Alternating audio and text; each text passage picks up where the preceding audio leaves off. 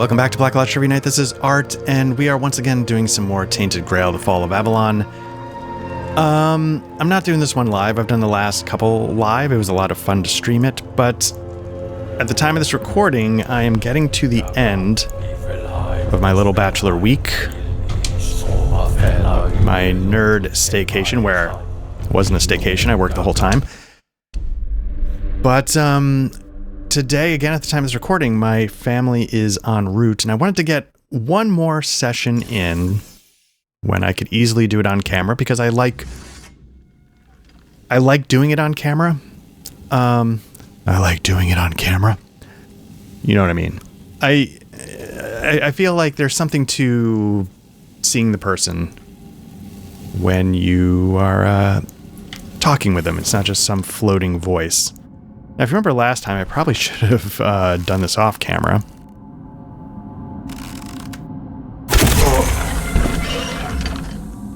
And that is deal with this creature, which you can cheese, I guess, by...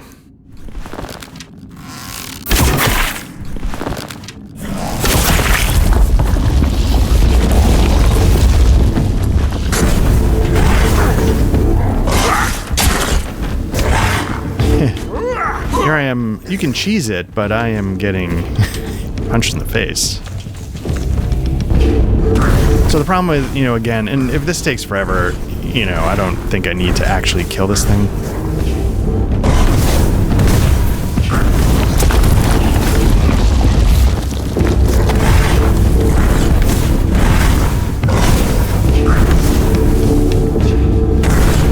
But yeah, so, they're coming back. It sounds like they had a great time. Walked into that one perfectly. And I'm excited for them to come home. It was a busy week for me work-wise, which is nice. I like working. I like my job. But I do miss getting some downtime.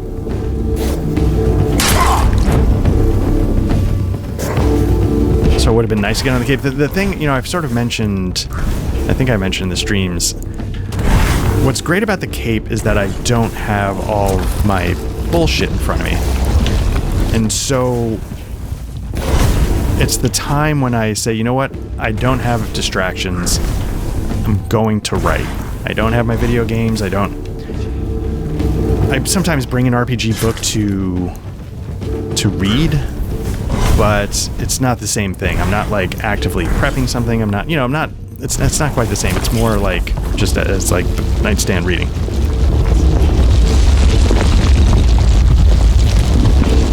This is what happened last time. It started going all over the place. And so it really brings me like a great deal of satisfaction when I come back from that week and I'm like, man, like I wrote 10 pages, I wrote 20 pages, I wrote 4 pages. Doesn't matter what I wrote.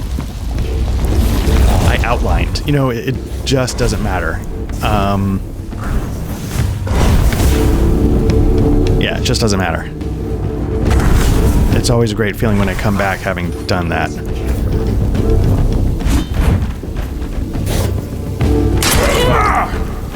So anyway, I missed that. It was nice though to use like this sort of working staycation as like a Black Lodge Trivia Night, just full immersion. You're soaking in it, so to speak. That was nice because I have not been able to do that in a little while.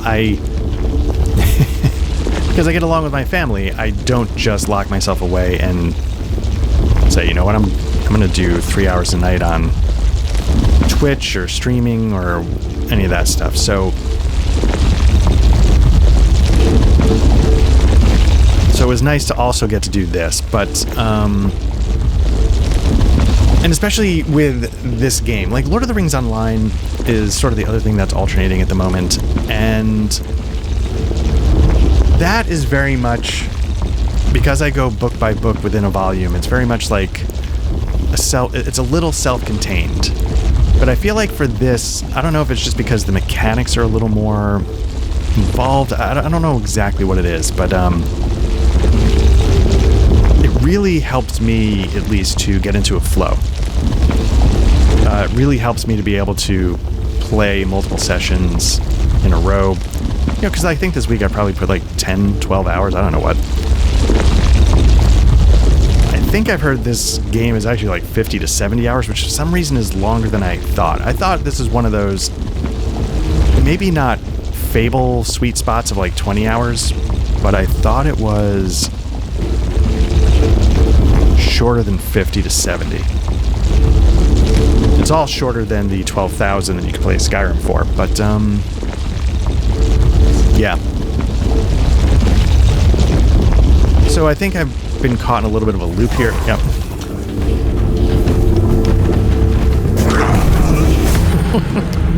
I don't know if this is worth doing. I just don't know if this is worth tackling at the moment once it gets into that kind of loop. Let me see what else. So there was another room behind me that had sort of like these magic people doing stuff. Let me just see if there's anything in here. Because as I found last time, this is not a safe way to cheese it. It has to be that ledge there. It can't get further than that ledge. I don't know if fire is the best option.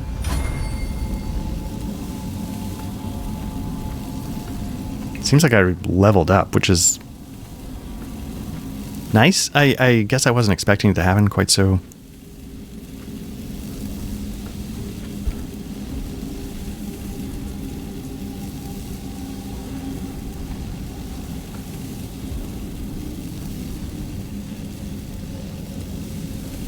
Let's give it one more try.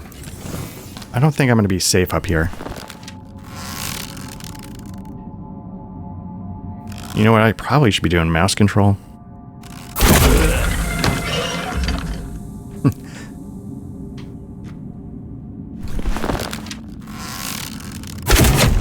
Nope.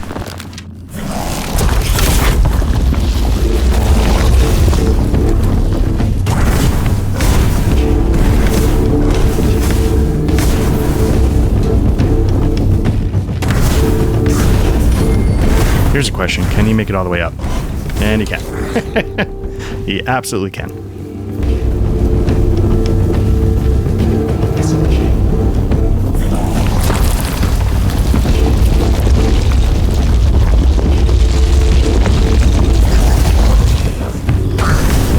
I mean, fire seems to be decent against this thing. I don't know if I should be trying a different form of damage.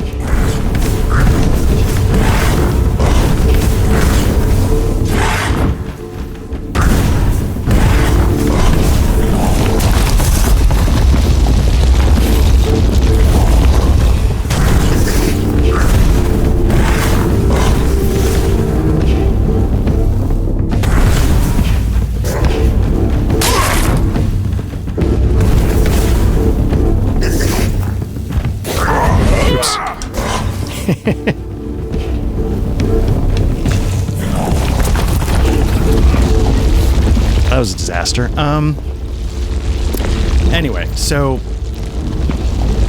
it's because it gets stuck behind that post, or does he just stay underground the whole time? I'm trying to discern a pattern, but anyway, so what I was sort of saying, I think, not that I completely recall, but you know, it was nice to really dive into Black Lodge Trivia Night, but I do miss the fact that I didn't get to dive into writing.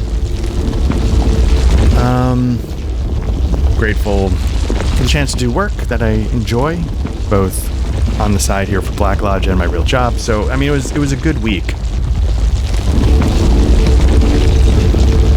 Got to watch a little bit of a television show that I was sort of watching on my own.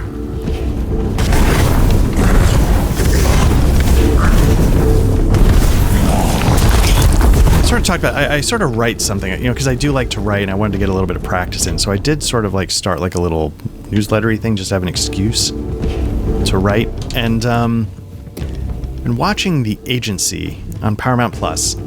And there's something that my brother and I have sort of talked about when we chat.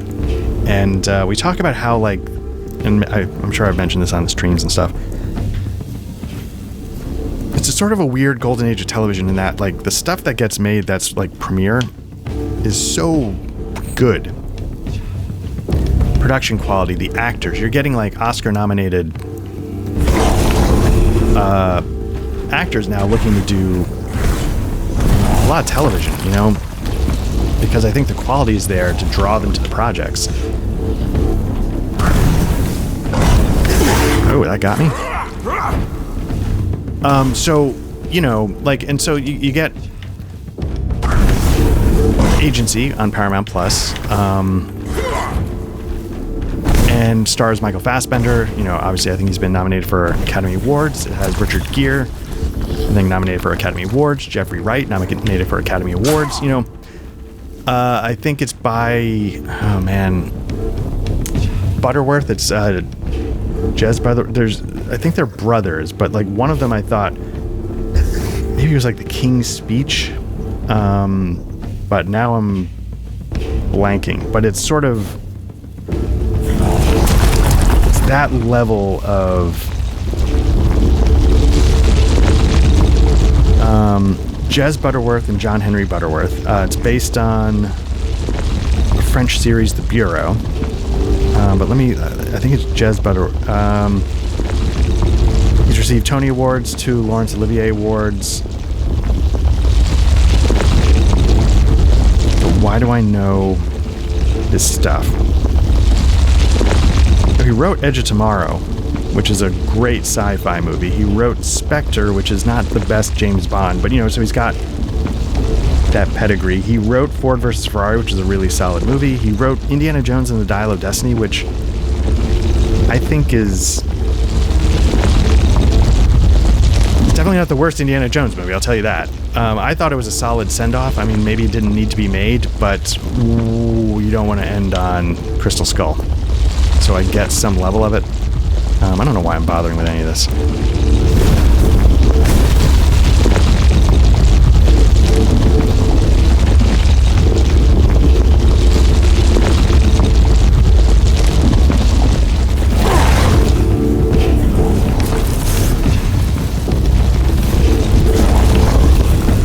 Like, if you would just stay down there, this, you know, fine.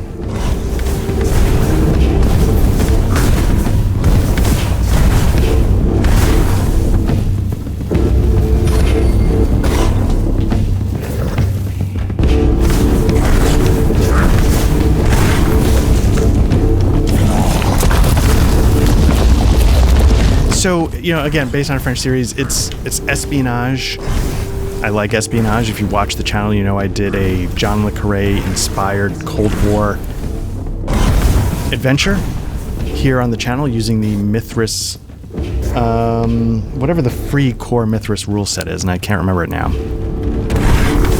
What the name of it is. There's Mithras, the full rule set, and there's Mithras, and it's probably right there, and I can't grab it right now.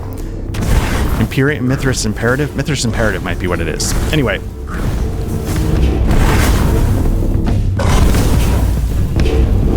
And I probably didn't need... I didn't really take advantage of the Mithras rule set, but I very much enjoyed running... My intention was to run spy shit true to the Le Carré vibe. Like everything here on the channel, it went off the rails a little bit, but I do feel like at its core there was, I mean, you could tell like it was meant to be a grounded Cold War espionage tale. And The Agency is a grounded espionage tale. It feels very much like if it, you know, it's shooting for and not entirely missing. Like it's really solid. It's shooting for and kind of hitting. Like what if Le Carré was writing contemporary, you know, he recently passed away a few years ago. But what if he was writing contemporary spy fiction? Which, you know, he did kind of up until his death, but I felt like his spy fiction always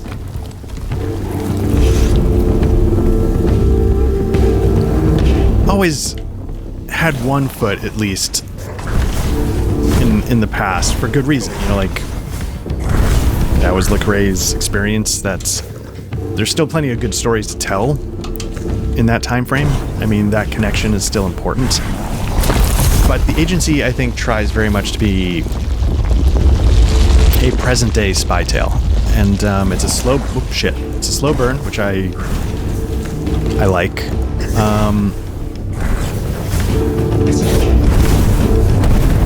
And it definitely gets the espionage right. But it does feel...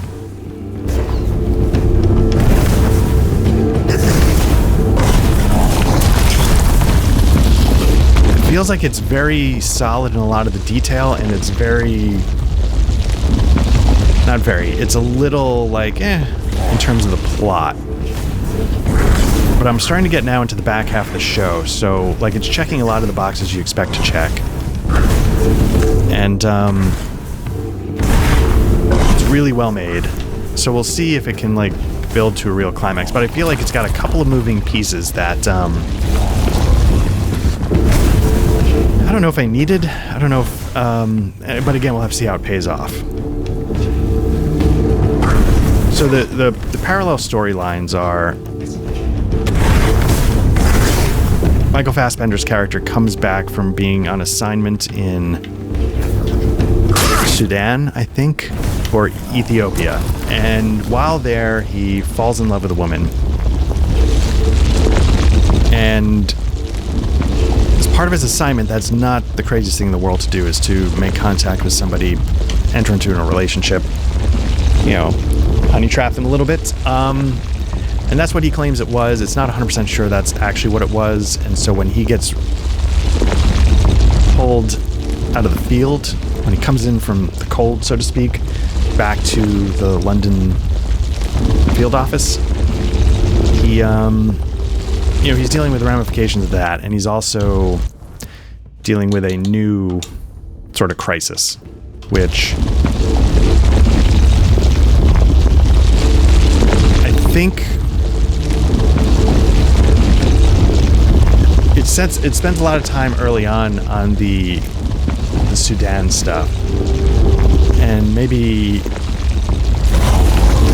not quite enough time on the Russia stuff or whatever it is. And I wish that, and I don't know.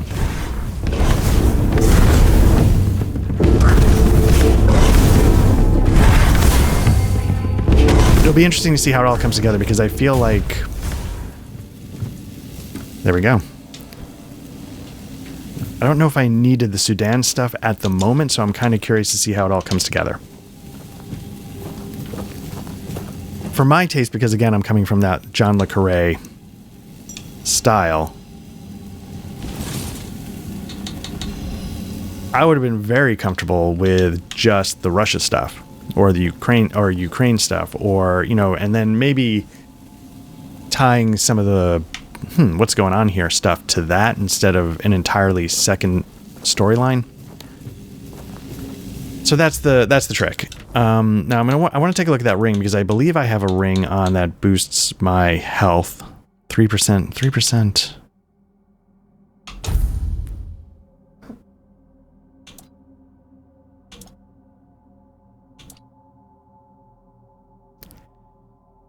I feel like increasing my max health by 5 is not an insane difference. So let me increase my range damage by a little more. See if that makes a difference. So yeah, I mean, and again, who am I to, backseat drive any of this? Monday morning quarterback somebody's show. This show is solid. And it's really well made. And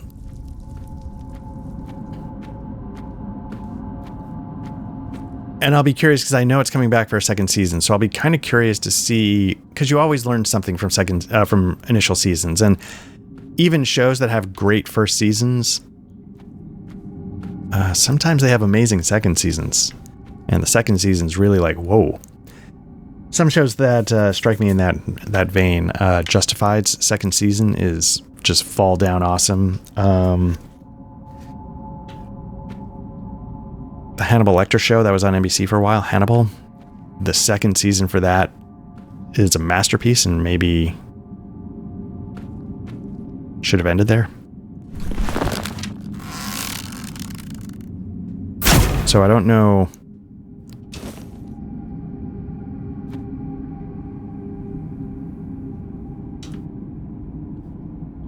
Just did a quick save because I don't know if these guys are enemies. He shows up as green and I'm not getting...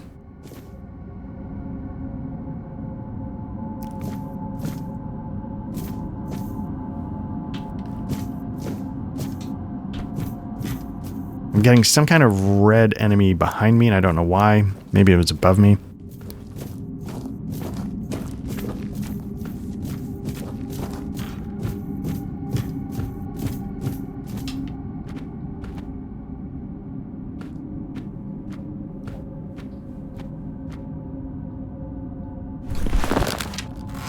Something's not right. Oops.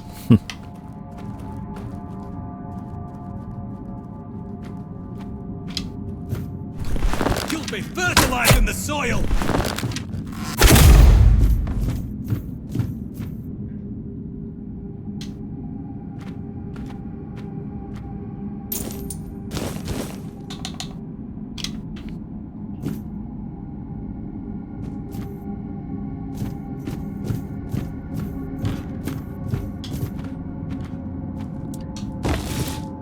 Anyway, it's definitely worth checking out, especially if you like Cold War spy shit. I do.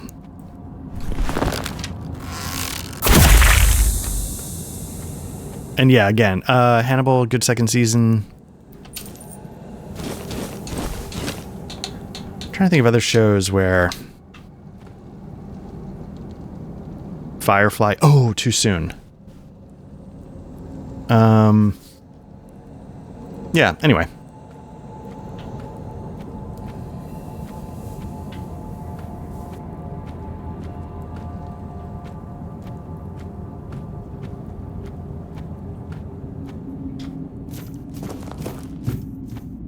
Deadwood, maybe?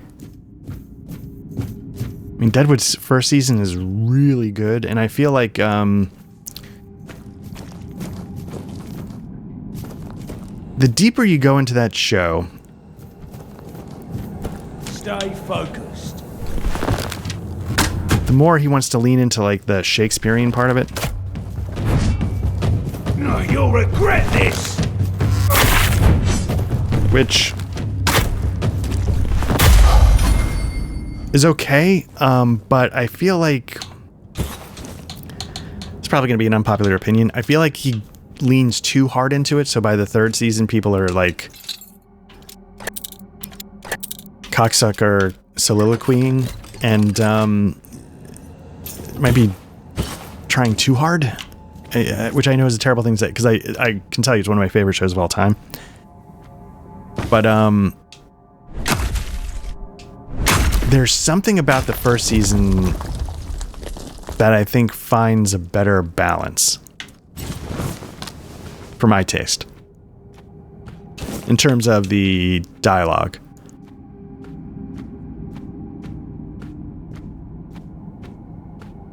I think you could argue like Aaron Sorkin's The Newsroom has a really interesting second season.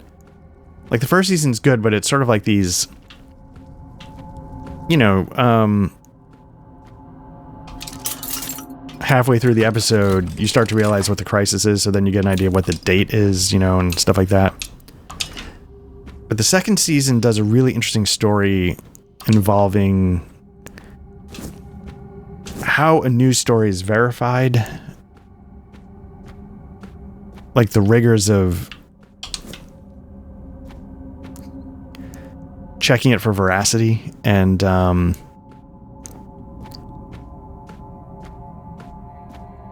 the stakes around that. So I thought that was actually a really interesting season. And it was really well done. And it sort of gave it a focus that maybe the first season didn't quite have. Like the first season definitely had a focus in terms of like the characters are doing their thing, etc., etc. Can I get this shot off?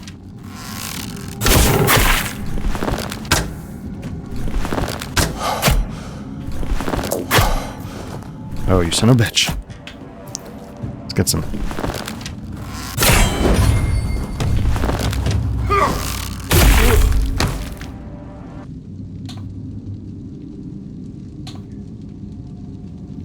Anyway.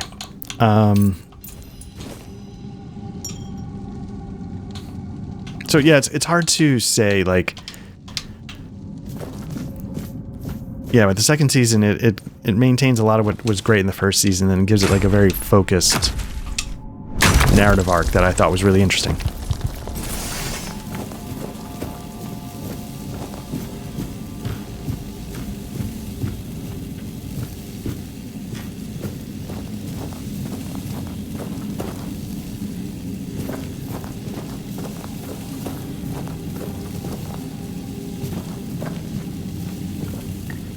Again, I know it's a choice that there's no maps in dungeons, but sometimes I wish they would sort of help us out a little bit, just to get an idea of what's going on. So part of what I'm doing now is, you know, getting one more session in. I think that was the main door, so I think I've sort of circled around most of it. But I have to do it while I take care of,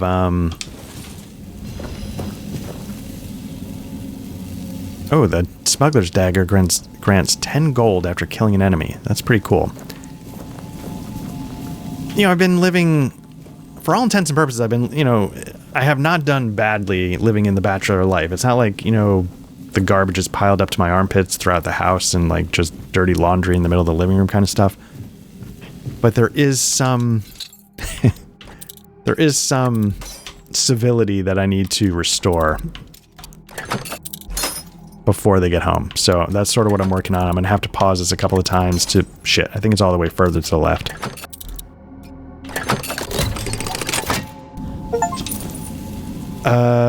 Lockpick 50 locks. There we go. Sanguine Sting. Let me take a look at that. I think I'm using a pretty vanilla... bow. Although, you know, at this point I may have upgraded a little bit. Shield. 30% of the parry damage is dealt to the attacker. That's pretty good. I don't have the endurance yet. Fully heal your summons.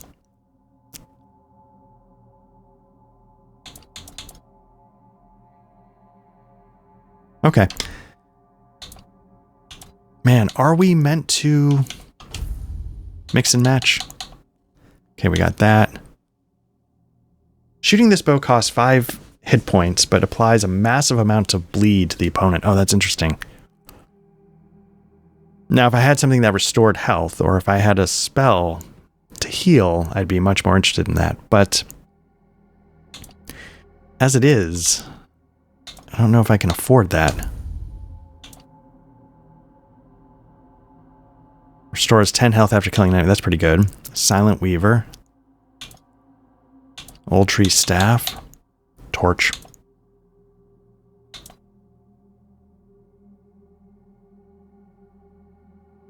Okay.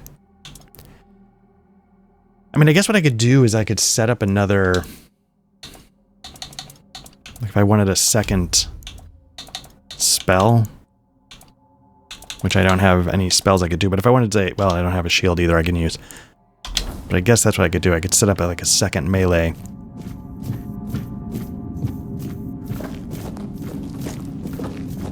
So here's the question. Did I explore this whole cave? I don't believe I did. If I go back to that room with the mages...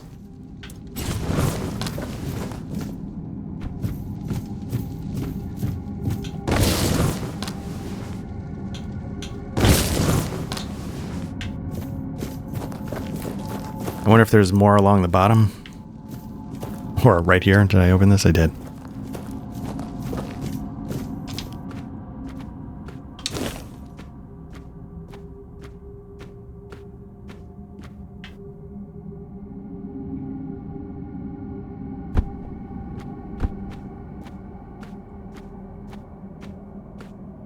Let me do a quick save just because I don't know what I'm getting into.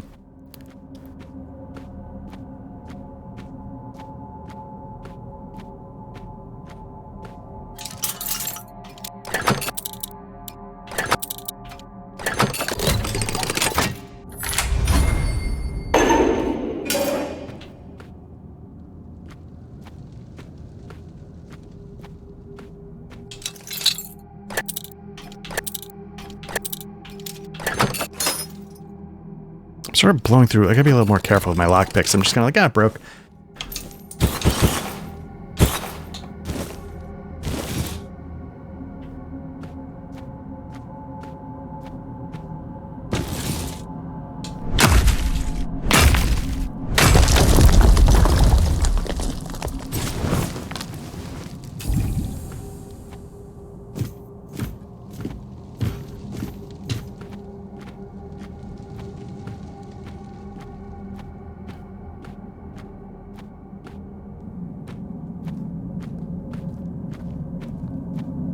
The other thing I'm trying to figure out,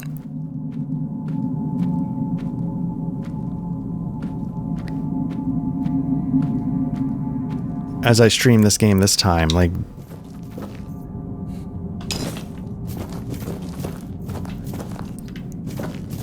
is it fun to do this all on camera? You know, with like a Souls game, there's so much minute-to-minute stuff going on that like the action never slows down, really. Just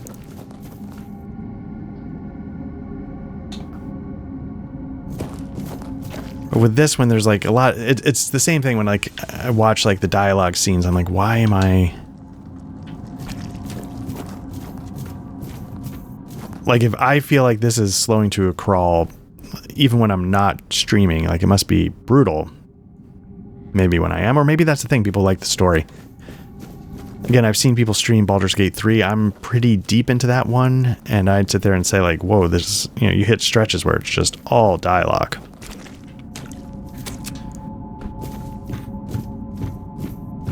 We're in Act 3 at the moment. My brother and I, again, mentioned doing a co-op run. We're in Act 3. Somebody on the Discord, was it NSF? Somebody, and I apologize for getting it wrong, they said, like, I wonder what you're going to think of it when you get through Act 3.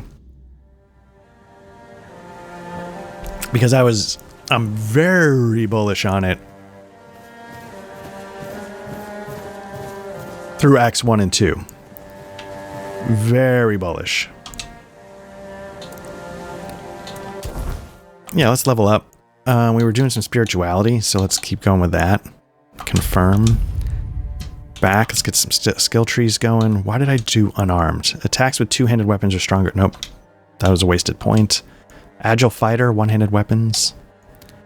Ambidextrous.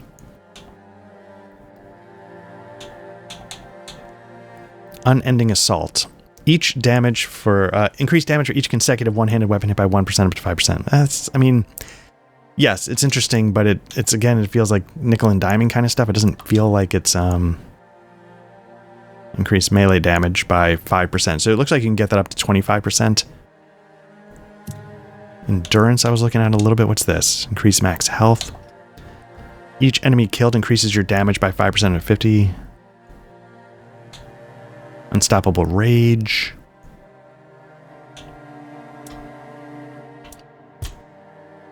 Max stamina. Wielding shields increases melee damage by 10%. Interesting. Okay. What's dexterity?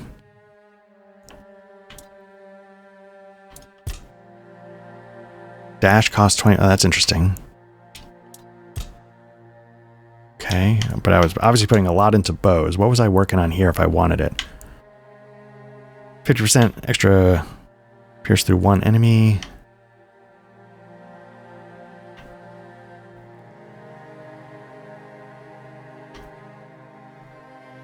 I'm going to slow down time because that seems to be a,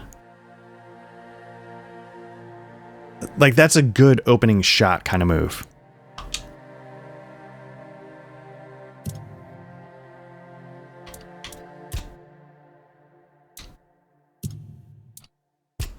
Stealth, oh, nope. I was working on the stealth one. I got that decreased noise. What else could I do? Increase sneak damage. That could be good.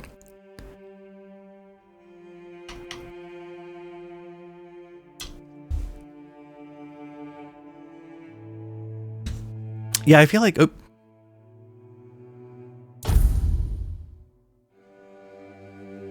What did I put it into?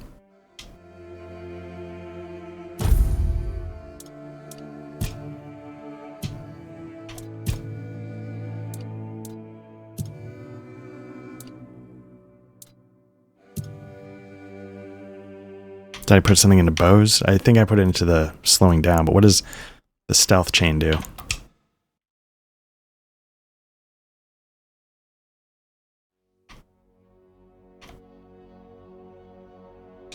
Let's do that. Let's increase sneak damage.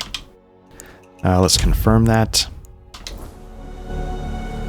And let's rest. One thing I did sort of...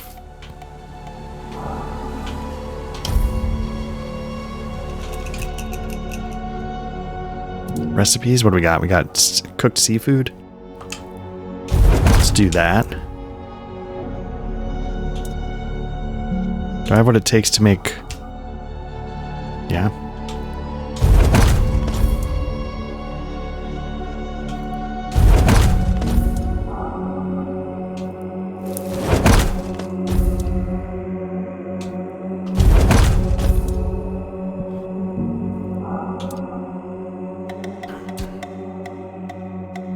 I can make mom's pie, but I don't want to do that until I'm ready to hand it in because I'm nervous that I'll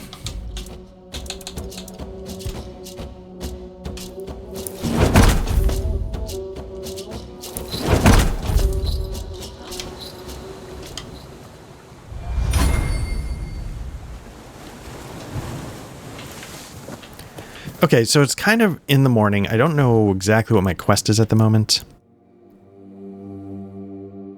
Okay, the crew of the Andraste... I feel like what I should be doing here is I should be going back to...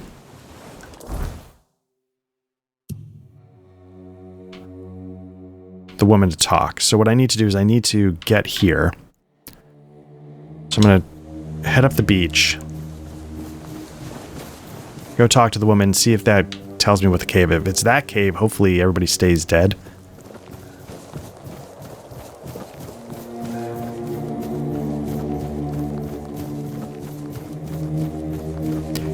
Yeah, so I'll have to, even though I'm on camera, I'm going to be pausing this at certain times so I can change laundry, or run the dishwasher, or stop being filthy.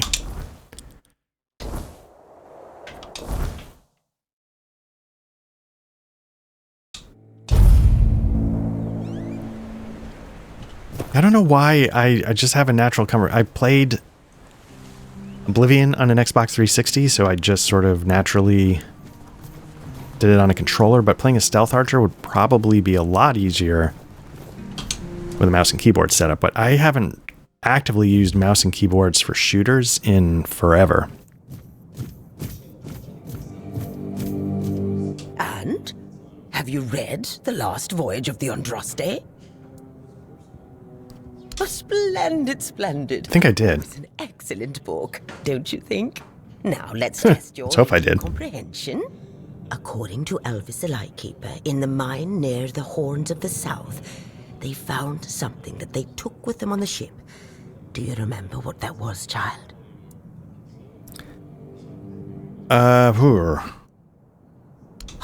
And you're telling me you've read it? By the All-Mother, it's like dealing with a 10-year-old. You need to read this book a little more carefully, child. Come back when you've done more than just skimmed it. Okay, do I have this book?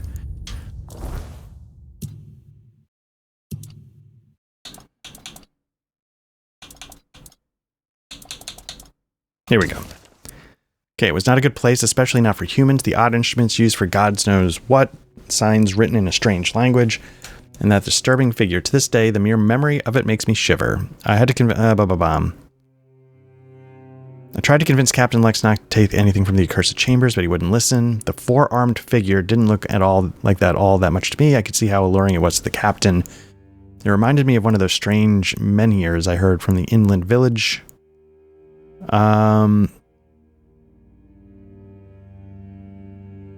Okay, so I'm wretched from my musings by a roaring sound, almost like a clap of thunder. It knocked me off my feet, flinging me at the mast like a rag doll. It took me for a while to realize something had hit the bottom of the ship. Something huge. Water flooded the deck. People were running around screaming. Well, at least those who hadn't already been thrown overboard earlier. Okay. Did Nolly Ramesson survive? I feel like I did read this. Then came another blow, this time port side. That's when I saw her. Every sailor in the south has heard stories about the terror from the deep, and there she was. Her scaly body gleamed before my eyes for only a moment. but it was a sight I'll never forget. The ship was sinking. Yet I could not stop staring at the spot where I'd seen the sea monster. A moment later, a piece of mast hit me in the head. To this day, I do not know whether I owe my survival to the will of the gods, a twist of fate, or a whim of the monster. Why me? Why was it chosen? Okay, let's try this again. Have you read? Yes. Well, let's try. According to Elvis the Lightkeeper, They found in the mine. South, they found something that they took with Yes. them on the ship. I'll say it was a figurine. I'll say it's a four-dweller. That's right. This is the artifact I'm looking for. One that might be vital to repelling the wordness. According to Elvis's description, the figure is smaller than a menhir and light enough that they were able to carry it to the ship without any trouble. Were it small, it would probably have been placed in Captain Lex's quarters instead of in the hold. I've estimated it should be about 1 meter tall. Good. Next question. What was the Andraste's destination? Horns of the South? And Oh, god damn it. Who the fuck cares? Just... So here's a thing I would say. If I've read it, just mark the fucking answer.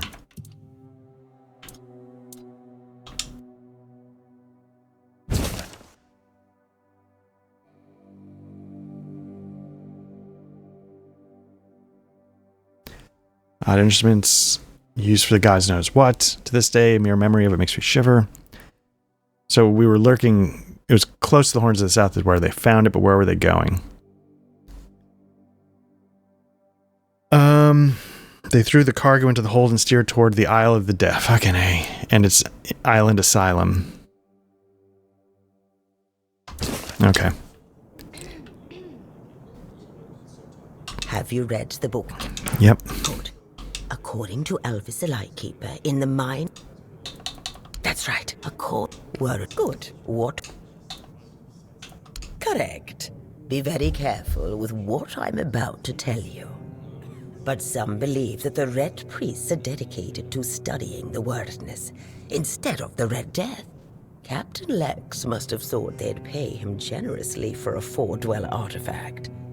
Last question. What sank the Andraste? A sea monster. Yes. You did well, child. I can see that you were paying attention.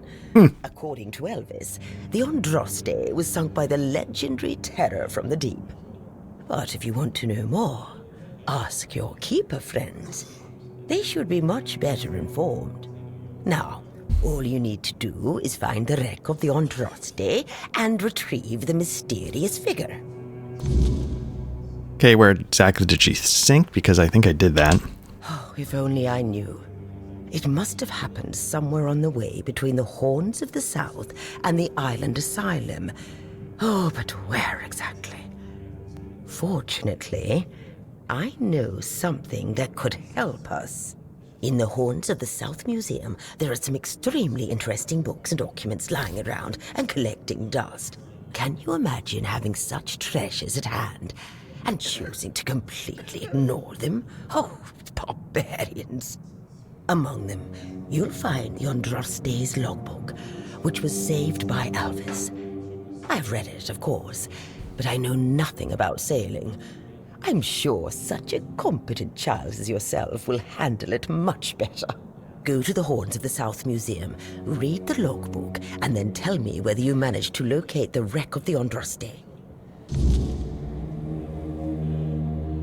You know what? Let me do something real quick. There we go. Okay. Yeah, I feel like if I... Well, whatever. Okay, so I feel like I've sort of jumped ahead a few steps. I wanted to make sure I could see the levels for the game in OBS, and I sort of had it scrolled in a weird way, so it wasn't showing just my mic.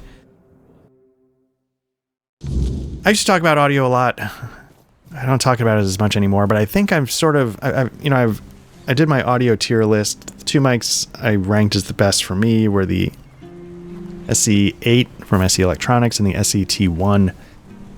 The SET1 comes with a nice shock mount, but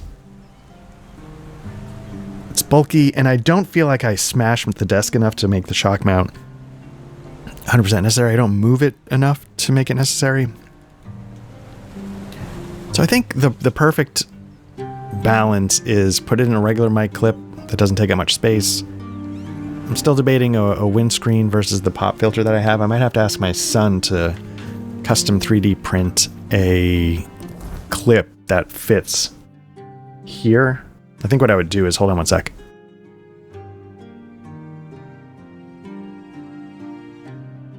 I would sort of push it out a little bit so it creates some space, and then I would sort of clamp it down. So for that, I need a clip. He helped me 3D print a clip that was the right size for the shock mount, but now I want it for this. So I think I'm gonna, while he's home, while I have him home for a very, very brief amount of time before school, maybe he'll be willing to 3D print me that.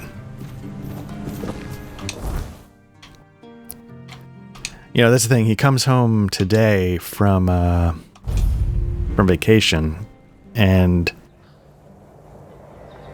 he's back next weekend. We're taking him back to college next weekend, so it's not. I hope he's had a wonderful summer. He spent it at school doing stuff that he loves, like genuinely loves. So I could not be happier or prouder. But we didn't get him home for very long. So I'm hoping we can enjoy this week, and then he's back to classes full time. I mean, but that's life, right? Like that's, you know, they start to grow up and leave the nest. That's how it works. That's how it's supposed to work, so it's good.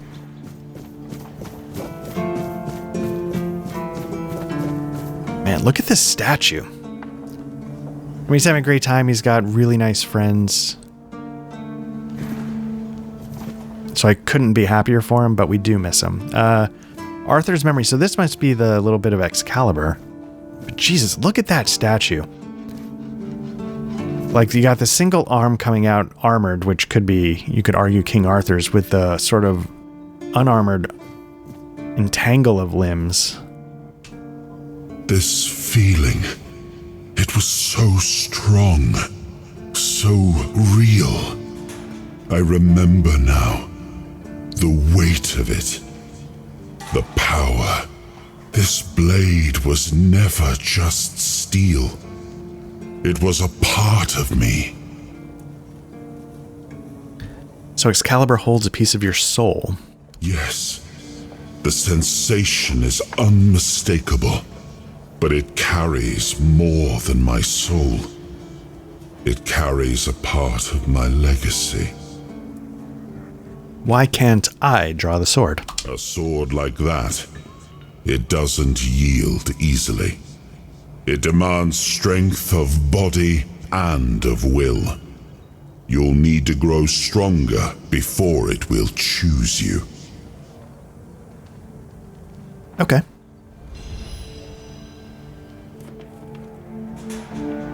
Something's on the move. I got a couple. No, let me just try it, see what happens. Oh, shit. All right.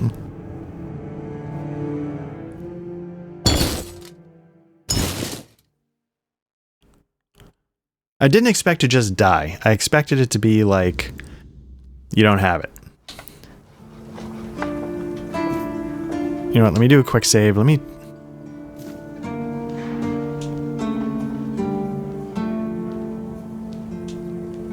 Interesting. Every time you touch it. Yeah. Interesting.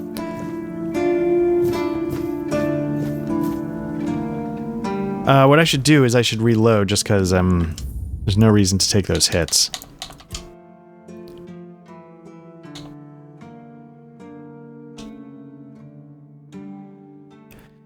So, one of the interesting things, you know, I mentioned Baldur's Gate 3. We have hit level 10, which I thought I heard was the level cap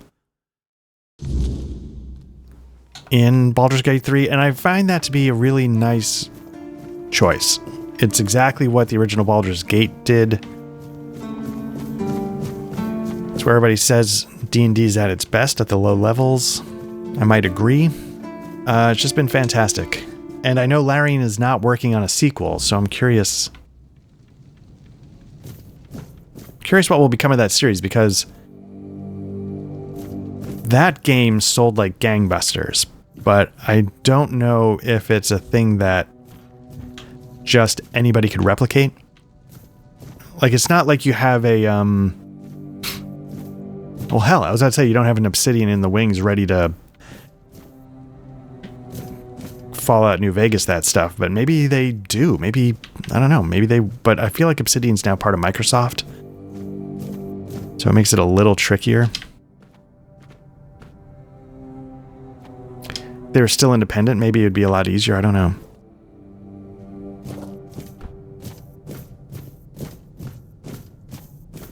Trying to think of who could be the independent studio that picks up the mantle.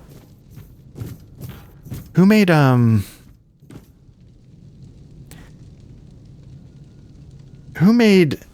Outer Worlds? Fallout 3. Not Fallout 3. Wasteland 3. Who are they? Is that In Exile? Wasteland 3. Developer. In Exile. Could they make a Baldur's Gate 4? Wasteland 3 was really good, but it had some like dumb like cultural reference jokes. But if you know, like, you can't play that. Maybe it's I don't know. The rest of it was pretty good. Welcome to the Museum of the Horns of the South, the southernmost keep under Camelot's jurisdiction. My name is Ridderick, and I will be happy to introduce you to the rich history of this fascinating place. A history that began 623 years ago with the first keeper, Sewell Firstfoot.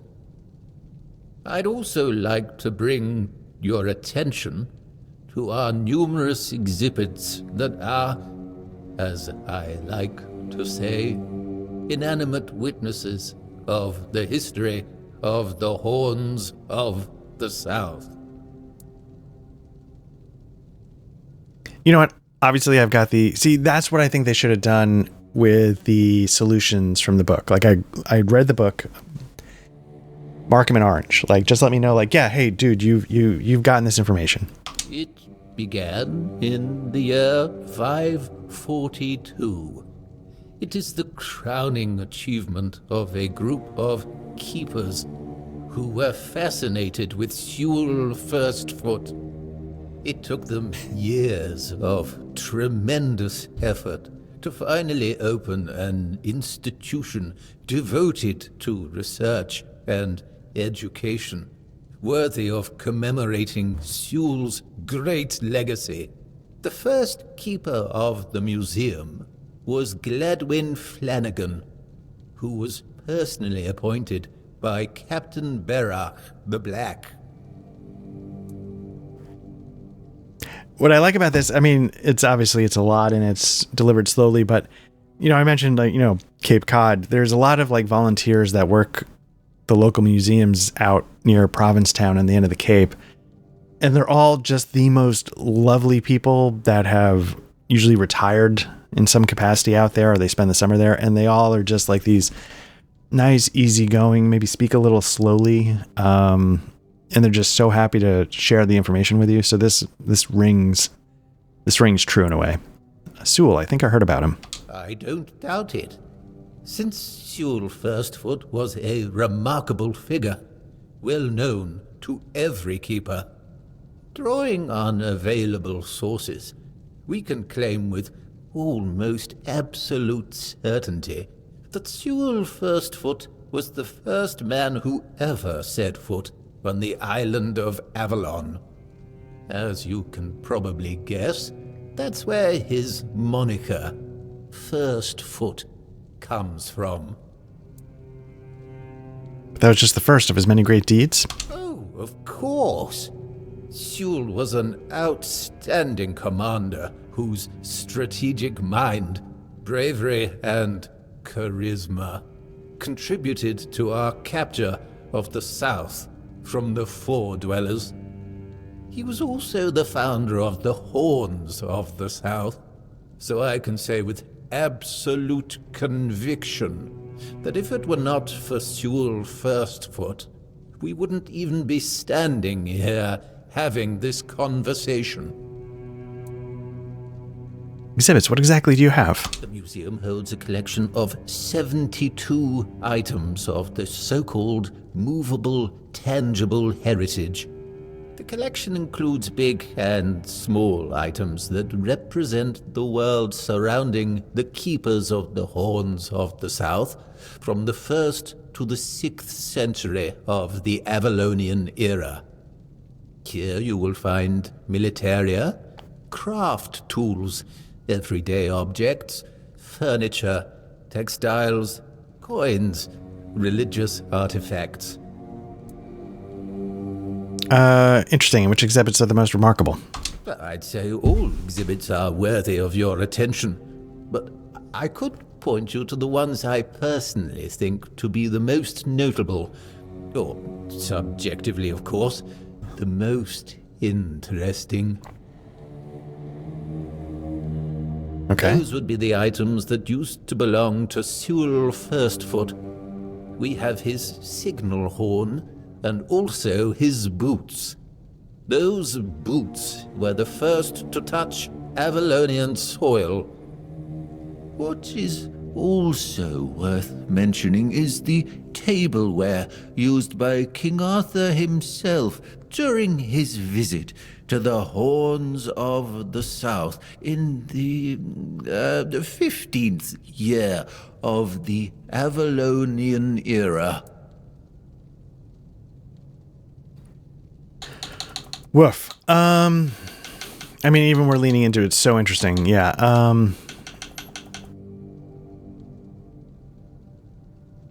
Yes, it's remarkable, isn't it? You can find them in the central display. Sewell's boots were sewn from 3 pieces of tanned calfskin, tied at the top with a leather strap. The seam goes through the middle of the instep, which is decorated with ornamental embroidery. On the outer side of each shoe, you can find a decorative brass buckle. Okay. It means that... I think they're, in a good way, messing with me. Like, this is exactly... Okay. Here's what I'm going to do. First pause. I'm going to go change some laundry, and then I'll be right back. So I will literally be right back. Okay. Yeah, so let's not go through that. I appreciate that they sort of went for it with that bit.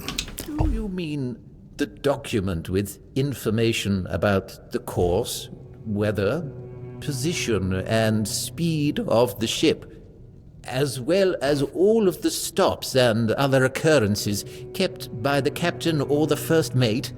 More specifically, the document from the bridge of the Andraste, which sank tragically in nearby waters in the year 513. Indeed, we have it. Please wait here.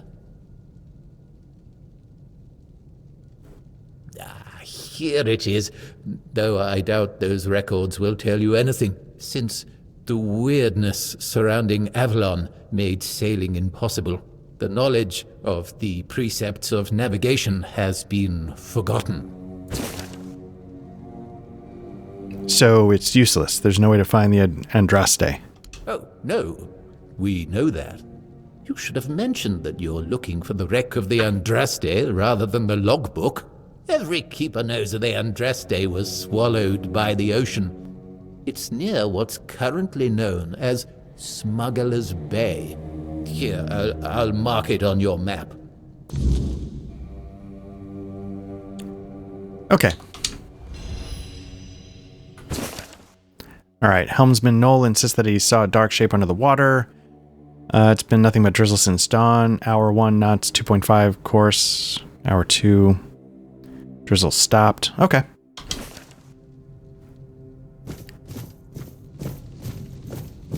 Yeah, so it's sort of the point I was getting at with this microphone and maybe the pop filter, maybe this windsock. The windscreen, they don't make them for SE Electronics T1 that I know of. So you can get like generic ones from Amazon. This one is actually like a replacement for the Lewitt LCT like 440, 240. Fits pretty nicely. But it's just, this feels like I was using the SE8 because it was a diaphragm condenser is very small, it gets out of the way. Sometimes it's nice to just sit and think. I think I do like the sound of this microphone better, and so putting it in a regular mic clip, potentially with just the windscreen instead of that pop filter, which is a little bigger, it feels like a nice best of both worlds. I like the idea of the pop screen. It doesn't change the sound as much, I think. So I think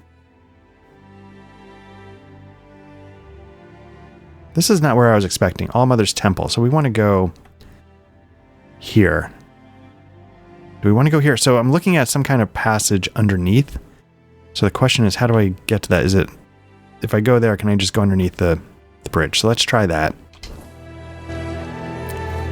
But this does feel like a best of both worlds. You know, again, I'm usually pretty careful.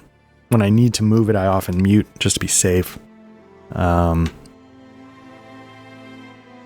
So, we'll see. Now, it looks like my family is on the move. Which means I think I have about 4 hours. I want to go east. So do I have to go through this? That's the question. If I have to go through this, that might be the trick.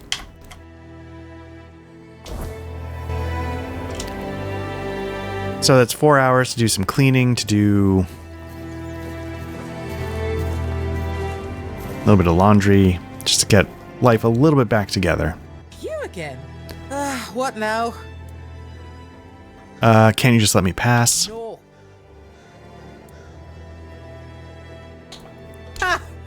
How could I say no to that? Is that what will get me through, though?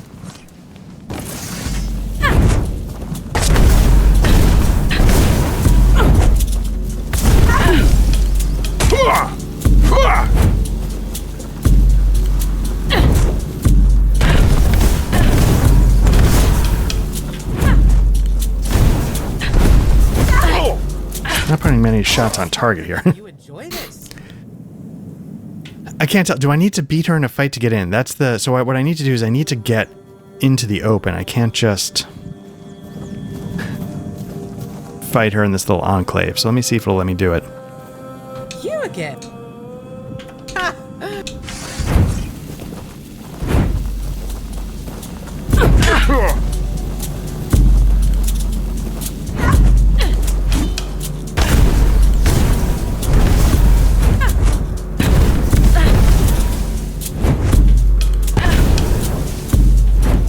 Oh, it's okay. I gotta watch for that.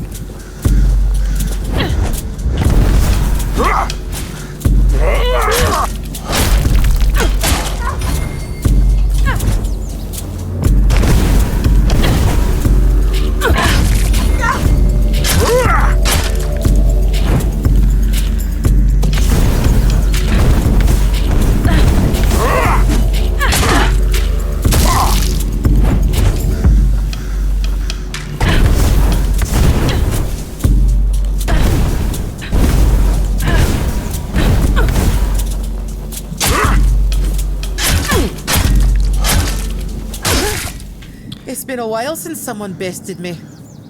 I guess I really have gotten rusty. Still, a win is a win. You can pass through. Just don't do anything stupid. Fran's berserkers have even less patience than I do. Okay, so there we go. Finally, I can go into the camp. I was not expecting to have to go here. Someone Someone's bound to start trouble.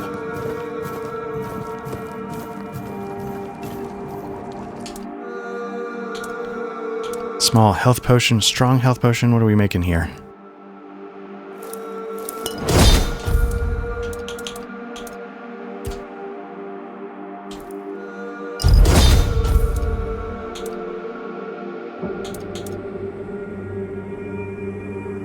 Okay.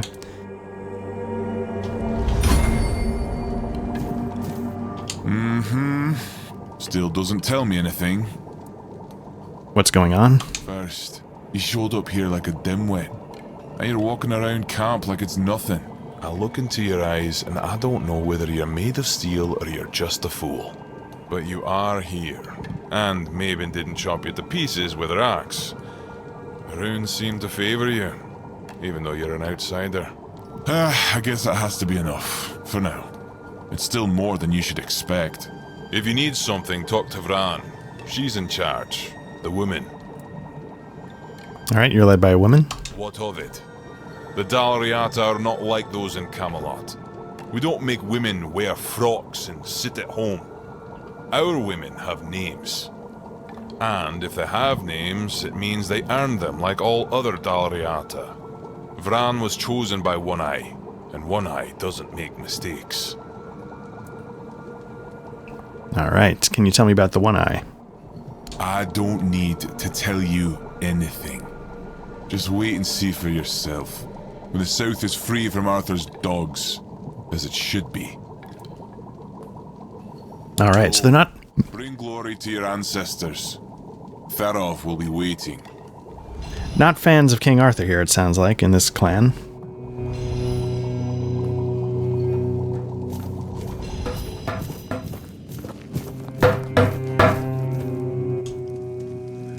You handled Maven well. What's a sight to see. Shame my brother didn't catch it. But since you're here, it's only polite to introduce myself. Welcome to the camp. I am Sobder of the Sving tribe. Hunter and cook. Okay, who's your brother? That poor soul, over by the rocks, doesn't really respond to anyone anymore. His name's Groder. Not long ago, he was a strong warrior. But now, it pains me to even look at him. I asked Therov, our mage, if there's any way to help him. But he insists there's nothing to be done. What happened to him? Nobody really knows. He went out hunting one day. Came back empty-handed and out of his mind. I mean, he walks around, mutters to himself. But it's not like he's really there. Again, I never know what's disconnecting and reconnecting, why I'm getting those noises, but okay. Is there any way to help? Therov claims there isn't. But I think he's hiding something. There's got to be a way. I doubt Groder's the only one who's ever suffered like this.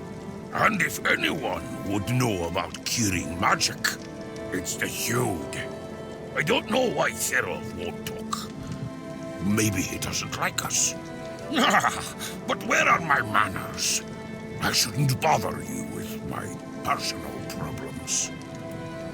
So do you think that this is similar to what we were doing with the coal guy in the seaside village who was locked up in the cage? I forget his name. What can you tell me about Therov? Therov can make sparkles. No one else in the camp can do that. I saw Therov's magic once. He used it to kill a man during a raid. Poof! There wasn't much left of him. Just a little bit of barbecued meat. Therov once talked about a whisper in the dark. He said he wanted to follow the voice and kill it. Sounds like it could be a decent fight. Okay. Let's try talking to him, see if we get anything. Sobder. He doesn't see what I see. Okay.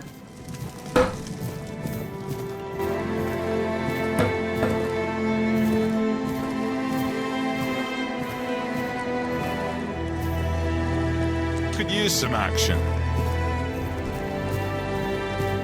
Oi, keep your hands where I can see them. You've got balls to come here, but one wrong move and you'll lose them.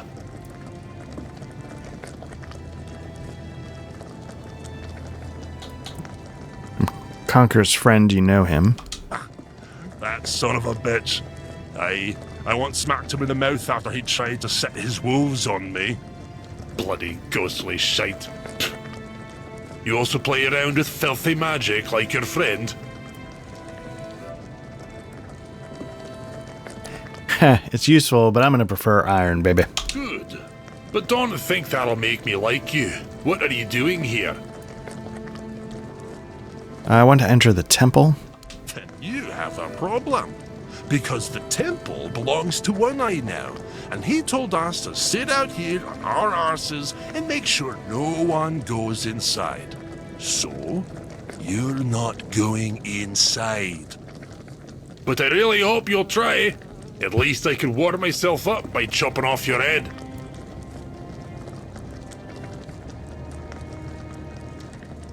Oh, you want an understanding? With me, a warrior from the Ulfer tribe?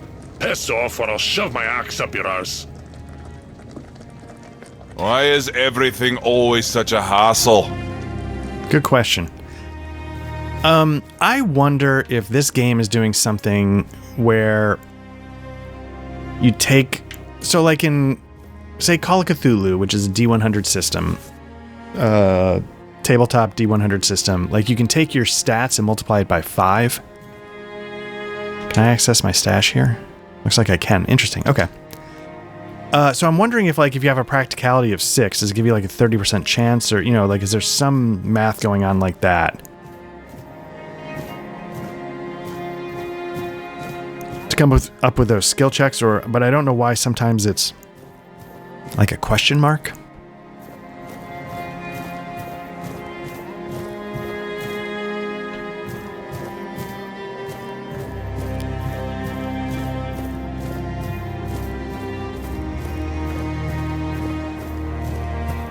I assume that's going to be One Eye in the sort of more impressive shelter over here. So let's go quick save, and then let's go see what's going on here.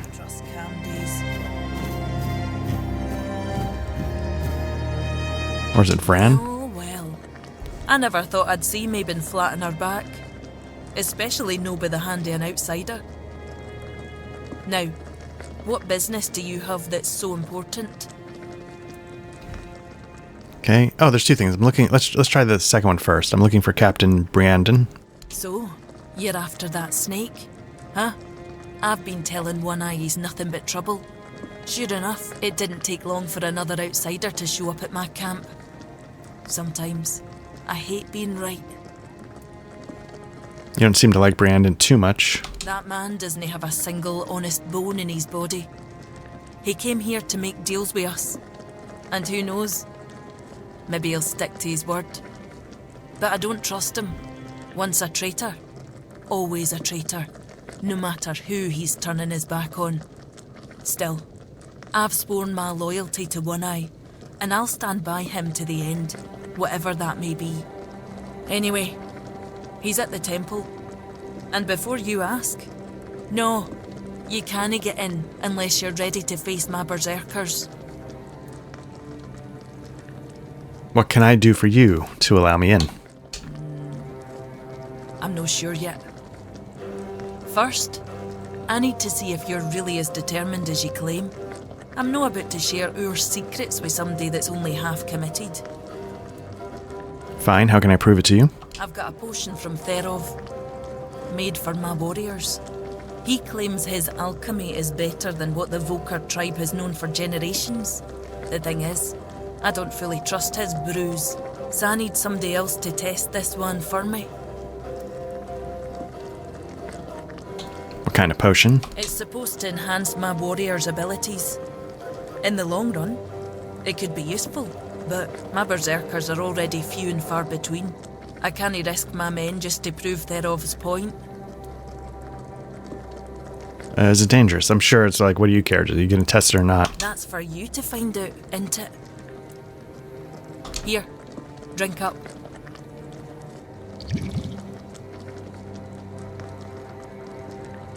So, how are you feeling? Nothing's changed. Huh. What the hell? Damn it, Therov. I wasn't expecting this, no gonna lie. What happened? I don't know what you're trying to say. Just come sit by the fire with me. It should wear off soon. Feeling better now? Try saying something. Quack. Glad to see you haven't lost your sense of humour. Okay, what the hell was that? Exactly why I've always told Therov he's full of shit. He's chasing the impossible. I knew it wouldn't work, but at least the potion wasn't dangerous. I wasn't expecting you to just go along with it. No Voker would accept a potion like that from an outsider. You're really determined to enter the temple, aren't you? Yes, you gonna let me in now? No. I can see you're reckless, but I still don't know if I can trust you. Lucky for you, there's a rather delicate matter that needs handling. Turns out, I need some help for somebody who's no Dal Riata.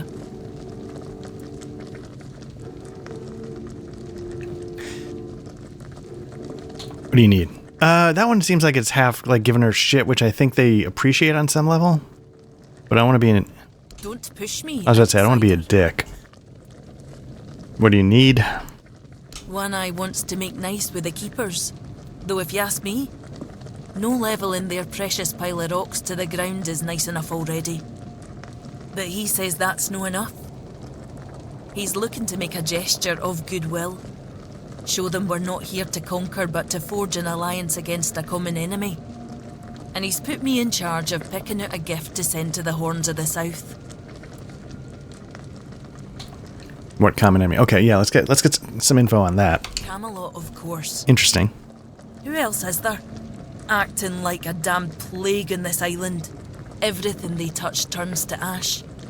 It's a touch that rots and spreads, corroding everything from within.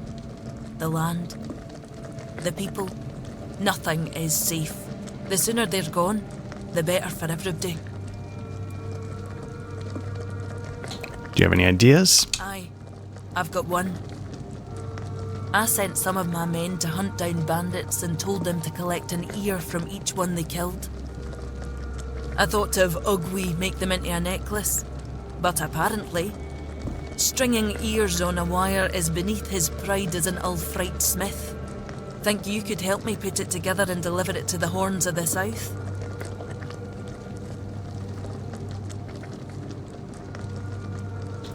Let me try this. I know your lot thinks we're savages, but just so you know, it's no a tradition with us either. How else would they know we've been helping? The keepers probably wouldn't notice pure bandits. They barely leave their walls.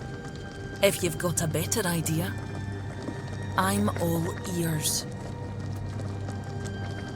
It's a diplomatic gift, so it should represent your people, something meaningful. I could have Ugwi forge an axe, but he doesn't see much difference between the Southerners and the Camlotians. No that I blame him. I can't either. I just take One Eye's word that it exists. But I don't trust Ugwi not to somehow make it insulting.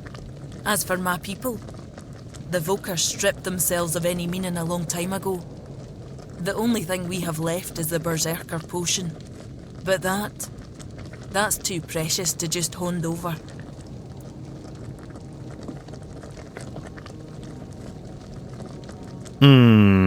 Okay, what about Thera? Okay, we got a couple of, like, actual options. Let's see what this is. What? You want the entire fortress to start quacking now? You know what happens when he's left unchecked. No. Therov's no an option. Besides, don't the folks of Camelot hate the kind of magic he practices? Maybe you're right. You, of all people, should know I am. Okay, you should put more faith in Ugwe. It's no his skill, I doubt. It's his commitment. Though maybe I'm wrong. We're all supposed to be united under One Eye's banner, aren't we? Fine. Why don't you talk to Ugwe? Tell him what needs to be done. You know better than I do what gift the Keepers will appreciate most. Okay.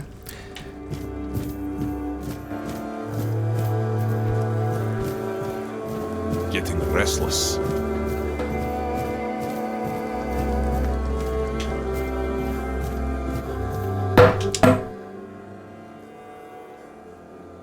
Okay, Vran wants you to forge something as a gift for the Keepers of the South. She wants me to do what now? And here I thought she was the one Volgar who hadn't lost her damn mind. Let's see. Shouldn't you show more respect to your camp's leader? Yeah, well, I will when she stops talking out of her arse. Fine, but I don't have the time or the materials right now. Here, take these instructions and forge the damn axe yourself. When it's done, bring it to me. I'll add the, final touches. Okay, acts of kindness, let's track that. I have instructions from Ugwe on how to forge the axe he needs.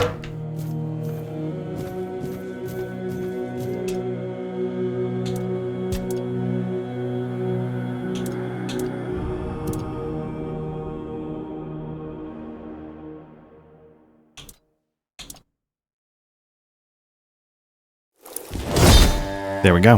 Whoa. Requires 12 strength.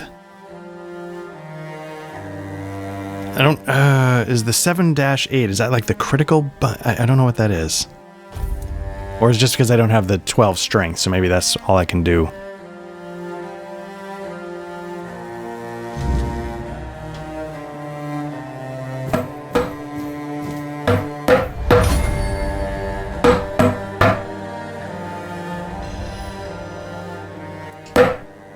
Here's the axe.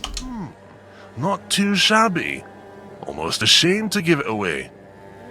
Just wait here a moment. Ah, now it's ready. A fitting gift for the Keepers of the South. And stop eyeing me like that. I gave my word. I'm not about to tarnish my tribe's name with poor craftsmanship. Now, scram.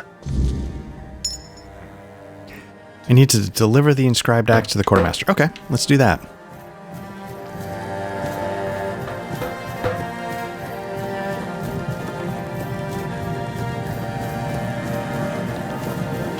The controller is good for this. It's not bad for melee combat, and it's good for just the general running around. It's a lot more comfortable.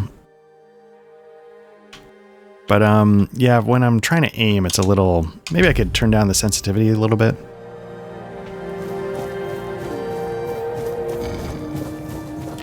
You know, obviously, the other thing I'm running right now is Lord of the Rings Online, and there was a brief whiff of a rumor that they were going to try and bring that to consoles when they were also thinking about 4K interfaces, etc., etc. That would have been interesting. It's you. Mahone is getting better. I don't know what you've done, but your results are remarkable, at least for us. Unfortunately, Cole isn't improving, but I'll allow the refugees to stay. What about Cole? His fate is in their hands. They'll do what they want with him. I'm not going to be responsible for his life. It's not our concern. Really? You don't know what caused all this? No. I only care that the situation is resolved. One less thing to worry about.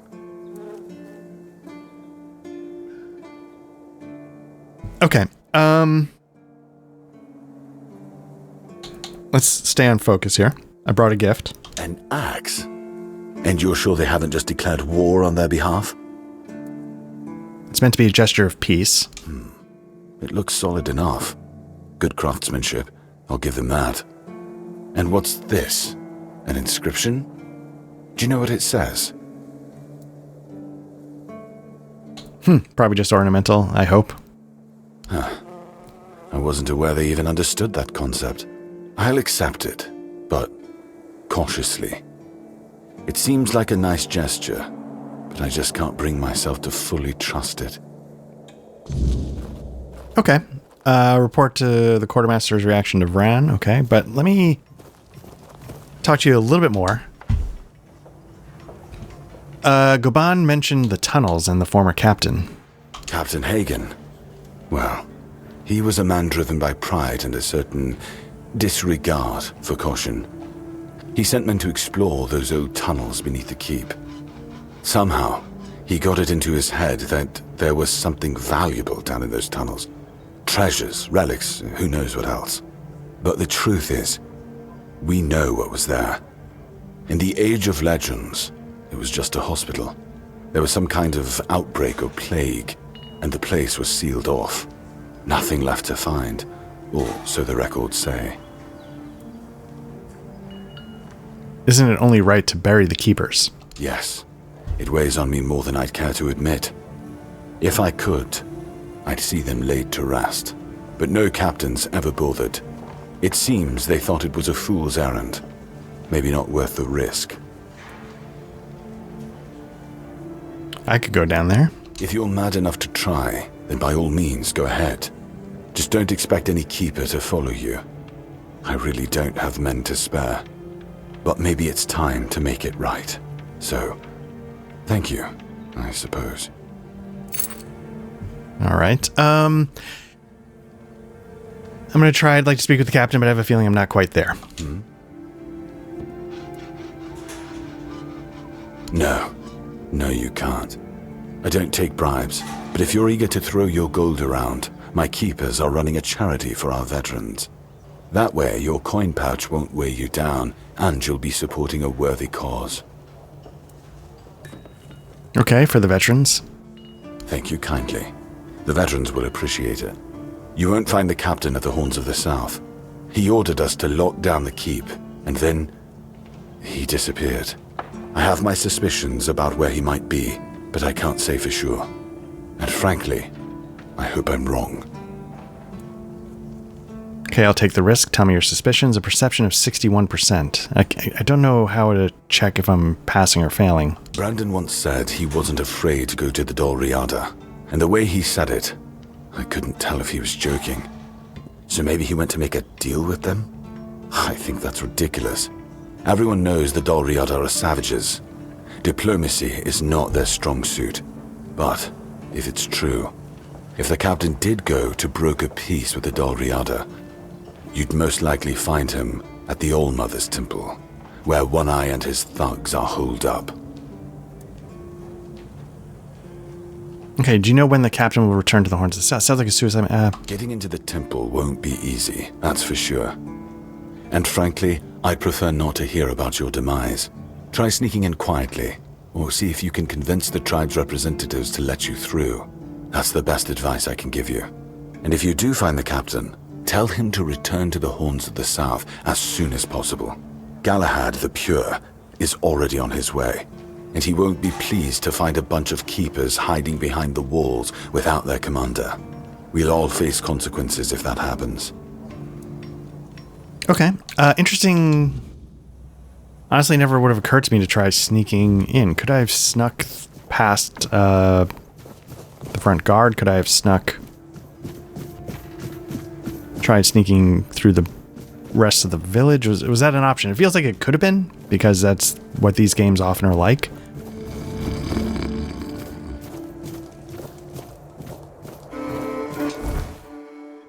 Okay, let's head back up here. Bunk.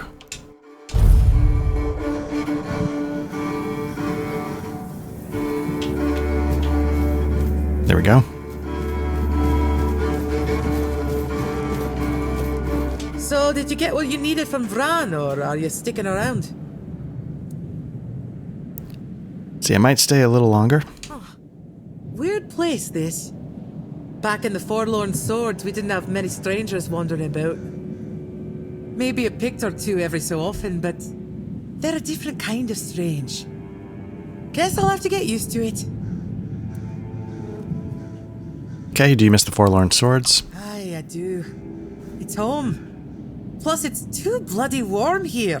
The bugs are driving me mad. Oh, you're not very fond of outsiders? They're to like. They only come to take. Our steel, our warriors. They never bring anything good in return. Why'd you decide to come here? Felt like everything was falling apart back home. After Gunvalder was wiped out, nothing was the same. It felt like we were all just waiting for the other shoe to drop. Made me feel useless. And I hate feeling useless. What are your plans for the South? Do I look like someone with a plan? I don't have one. Where they go, I follow. As long as I'm useful. Can you tell me about the others in this camp? Vran. Well, she's Volker. And? And that's it.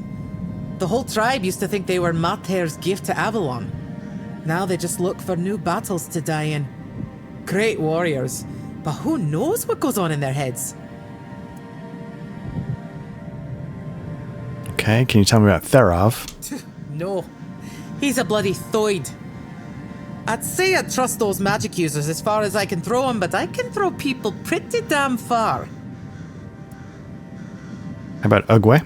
He's a fellow Ulfrate and one of the best smiths I know. Can't say a bad word about him. The three of us, we spar sometimes. Me, him, and Ragne. Okay, the brothers? Sodder is a good lad. I know he loves his brother, but it pains even me to see Groder like that. If I were him, I'd just let him go. Mater helped me.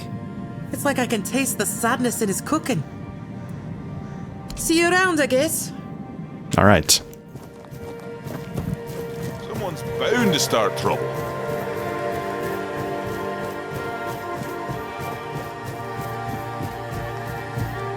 Shit!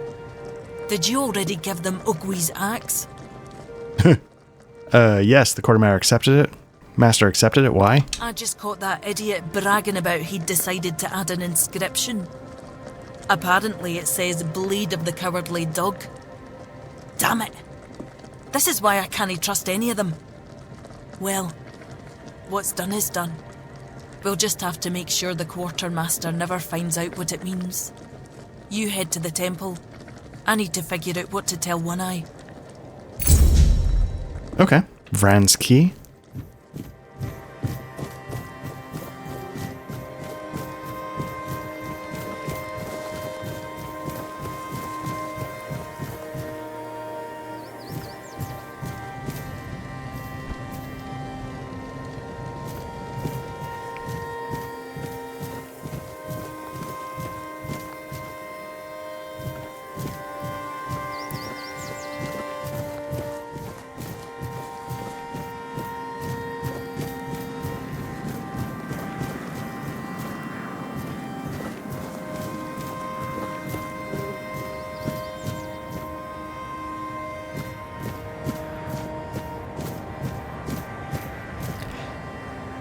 Again, I love the art direction this game has. It's really like right up my alley for this kind of like grimdark fantasy. I don't think I can talk to any of these guys.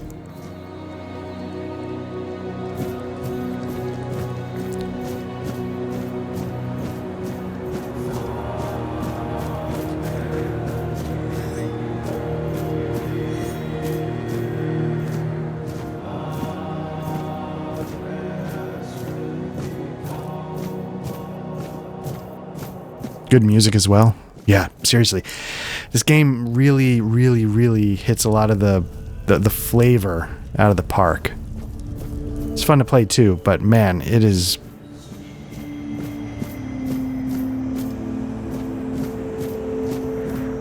It is nailing a lot of it. Oop.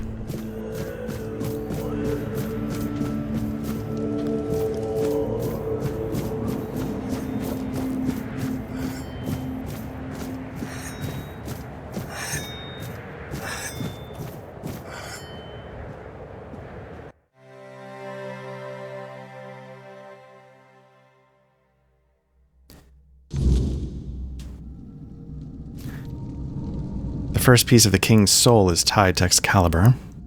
We need to make a plan. Camelot will soon figure out something's not right. Don't fret. To the Dal Riata, honor matters more than life itself. We gave you our word.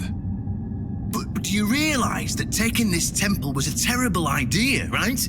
It's just gonna speed up Camelot's intervention. Taking the temple was inevitable. Why? What do you mean? Are you trying to provoke Camelot into invading? Or are you just not like the All-Mother? We believe in the same goddess, but we call her Mirror. Well, that doesn't answer my question. Look, what do you want? You don't look like you're from the tribes. How did you even get here? Whoever he is, I cannot say he lacks courage. We don't usually take visitors, so he must have found a way to get here. I'm looking for the captain of the Horns of the South. I have this pin. Well, that seems to be a matter for the Horns of the South. I do not need to be involved. I trust you to know what should be shared, and what's best kept to yourself. I don't know what kind of madness brought you here, flashing that pin, but my friend's right. You've got courage. So, tell me, who are you, and what do you need from me? Alright, are you conspiring with One Eye? Conspiring? Don't be absurd. That's such a poor word for something so beneficial. I don't see, however, why I need to explain myself to a stranger. And not a very sharp one at that. If you're wondering why the commander of the largest garrison in the south would want to make a deal with the most powerful military force since the Age of Legends. Okay, I want to wield Excalibur. Let's put it on the table. Ha! Good luck with that. Only King Arthur can wield Excalibur. Every fool on Avalon knows that. Caradoc claims you know how to do it. Ah, Caradoc. Well, that changes things. I had a feeling that pin you're waving around was his. Fine, yes. Every new captain gets a set of secrets passed down from his predecessor. And yes, one of those secrets is how to touch Excalibur and survive. But nothing in life is free, you know that. Do something for me, and I might consider sharing our greatest secret with you. Of course, it couldn't be easy. What do you want me to do? Galahad the Pure is breathing down my neck, and I hate it when someone's breathing down my neck. Even worse, One Eye's men say he's already set up camp at our old stronghold in the west. Okay, what does Galahad want? Let's not go straight. Well, in theory, the Horns of the South should be on an equal footing with the Round Table, but that's just theory. In reality, they treat us like we're beneath them. They demand we supply them with food and protect the South, and all we get in return are threats that Galahad will be sent to put us in our place. I met him once, you know. He's no knight. He's a butcher. Bloody windfucker will fly from Camelot to the Horns just to hang half the garrison for whatever he himself will perceive as disobedience or treason. And I can assure you, there won't be any investigating when he arrives. Is Galahad really that dangerous? Don't tell me you're that naive. Do you know how he earned the title The Pure? It's because he somehow got it into his thick skull that evil is everywhere, and the best way to deal with it is to burn it all away. So he goes round setting everything on fire. Sure, it's pure after that, because there's nothing left. Well, except for the charred corpses, but nobody in Camelot seems to care about those. My arse is purer than this guy, even after I take a huge dump. Tell me more about Galahad the Pure. Oh, he's got a lot on his conscience. He leaves a trail of fire and ruins everywhere he goes. He keeps preaching that fire purifies all. Galahad doesn't bother with politics, because he doesn't have to. But from what I've heard, even Camelot's getting tired of him. Sometimes you've got to talk to people. No need to chase after them with a torch. You'll see soon enough how fanatical he is. Galahad's the last thing the Horns of the South need right now. So you want from me? Galahad needs to die, obviously. That'll solve most of our problems. We'll just say he had an unfortunate accident, fell on a pitchfork or something, and sweep it under the rug. By then, we can continue our talks with the tribes, and by the time anyone from Camelot decides to act, it'll be too late. Okay, so I get rid of Galahad and you tell me about Excalibur. You want me to kill a Knight of the Round Table? Does Galahad really have to die? Aren't you allied with... Okay, let's start with that. Well, in theory, the Horns of the South should be on an equal footing with the Round Table, but that's just theory. In reality, they've been trying to suppress us. And the fact they're funding most of our operations, like building the new lighthouse, for instance, doesn't exactly help things. Okay, does Galahad really have to die for there to be peace? I don't see any way out of this that doesn't end in open war between Camelot and the tribes. Not to mention, half of my men will probably end up burned at the stake for treason or some other drummed-up charges. And I can't openly risk a coup. That would only make matters even more complicated. So, as you can see, you're the only one who can do this. The choice is yours. Okay, you want me to kill a knight? What's wrong with that? It's him or us. If we let him snoop around here any longer, he's going to uncover our plan to protect the South. And if that happens, trust me, you'll be going down with me. So I get rid of Galahad and you tell me about Excalibur. Yes, it's that simple. All right. Just flash that pin to his guards. They'll let you in without a problem. And now, excuse me, I have things to do before the matter is settled. Okay. So, okay. I may have talked about it on these streams. I know I've talked about it before. There's a tabletop RPG called Pendragon. And I've always wanted to try it. It's, one of those on the 5,000 entry long bucket list. And it's very much like a King Arthur Knight kind of game. I also have Mithras, like Mythic Britain, which does some King Arthur stuff. The Mythic Britain didn't blow me away. The Pendragon very much is like, noble knights of the Round Table do this and, marry and have like offspring and, adventure around England and put things right. I love the idea of flipping everything on its head like this game is doing, where it's like, yeah, you know why he's called the Pure, right? Because he's a monster. I really like the approach this game is taking to the Arthurian legend. I know it's not like literal in that sense, where it's not, taking place in England and yada, yada, yada. But I really, really like what's going on here.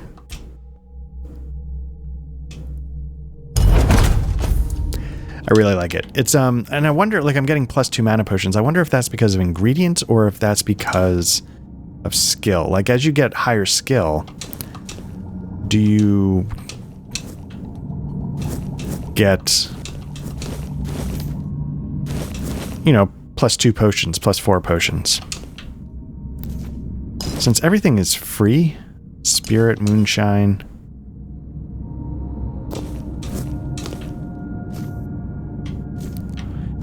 It's not stealing, so let's jute fiber. I don't know if the fibers do much. I'm sure it does something for crafting, like clothes, but in the meantime, let's just take everything and brew some potions.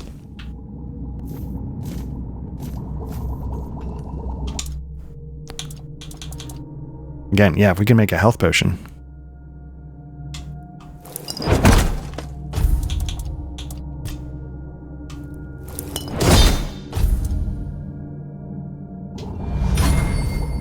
$27, very nice.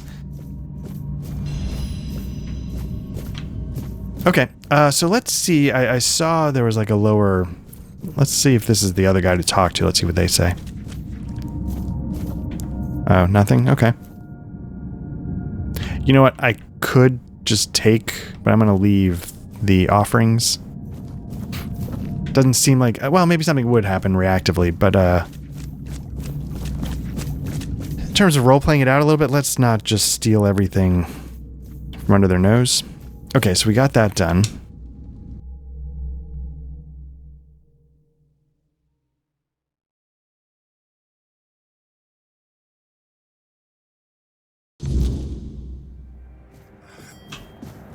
Okay, the first piece of the king's soul is tied to Excalibur. Yeah. So one thing I sort of learned in between sessions, because I wrote I was mentioning that newsletter. I wrote a little bit about this in the last entry that I did, and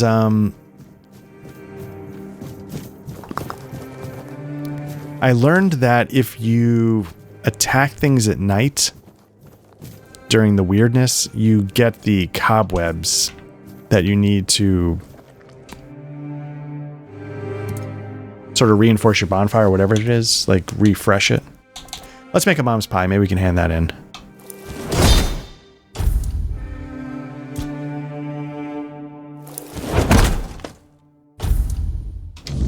There we go. Let's track that mom's pie. Milk, moonshine. Moonshine's good. Beef.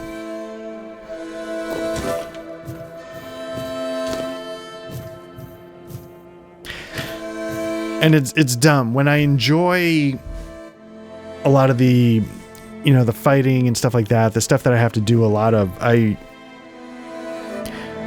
get into the rest of the mechanics. Like, usually I don't care about crafting, alchemy, stuff like that, but because I enjoy being in this game, I'm happy to, I'm not going to steal that. I'm happy to dive into the other mechanics as well that are part of the experience. Nope, don't need to do that. So yeah, so fighting things in the weird, I don't know if they get a little more powerful.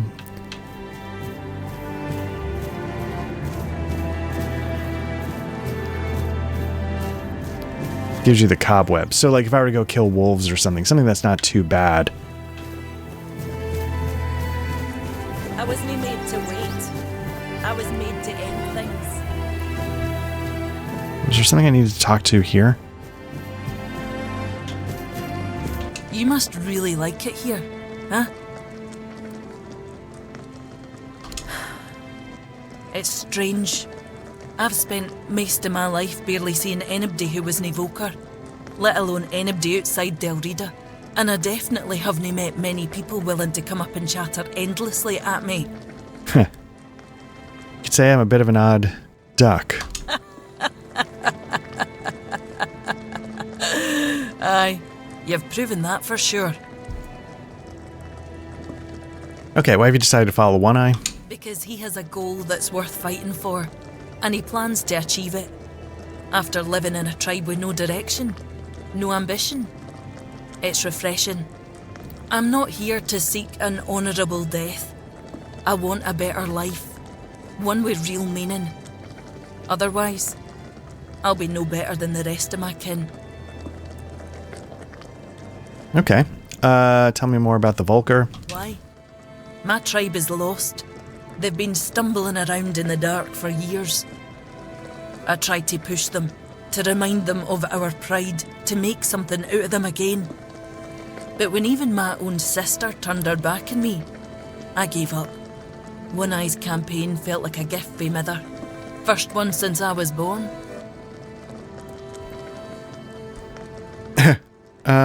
Okay, you have a sister? Aye. An older one. I thought she'd help me bring the Volker back to what we used to be. But she turned out just like the rest of them. She only cared about her books, no the tribe. We fought about it so much. Until I finally told her to leave. And she just did. Never even looked back. Okay, you seem to have a complicated relationship with your goddess. My tribe believes Mother has abandoned us. That we deserve it. Maybe they're right. But I don't think the answer is just to give up and wait for death. We need to prove that we're worthy of being her wains again. And I believe the best way to do that is by breaking Camelot's grip on Avalon. Stay out of trouble.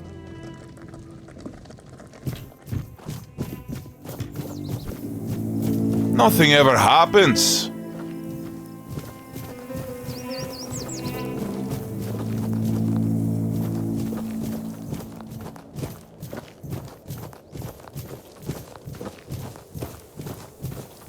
Okay, so we can hand in Mom's finest pie. So let's And the sin.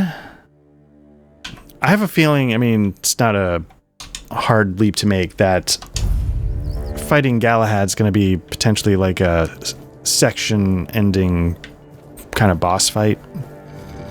I expect it to go very poorly. So I don't mind trying to accomplish as much as I can on the side. Usually, I am very much like a thorough, I need to do it all kind of player. I also feel like when I'm doing these kinds of streams, what I actually should be doing is just do the main quest. Like, but I get hooked on the world. Why am I having trouble? I thought, yeah, he was down below by the fire.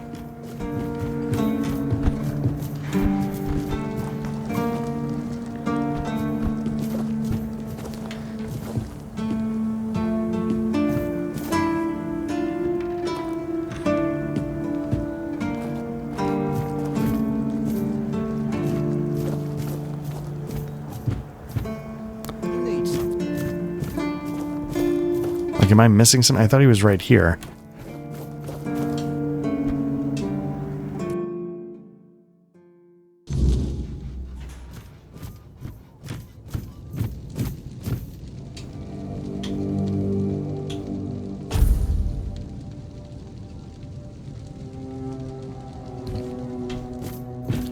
Well rested, alright. Who's this? Wasn't happy about the flowers, okay. The bitch understood the meaning, yes? I'm glad. They should all be scared shitless. Even more so after Cole got what he deserved. Okay, was that what you planned from the beginning? Congratulations on your powers of observation. Those vagrants should know that since they live on our dime, they also live by our mercy.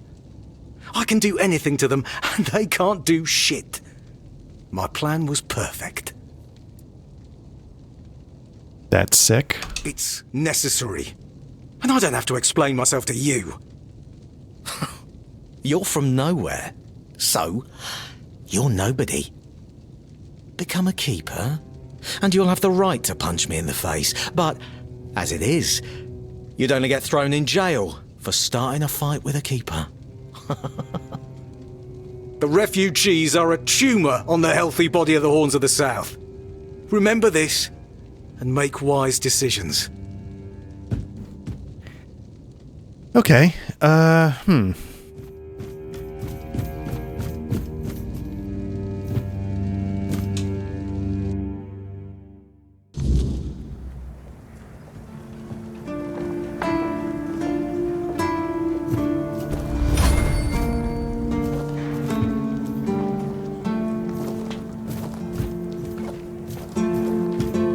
Alright, you know what? Let's go to the top of the wall. I didn't think he was up there.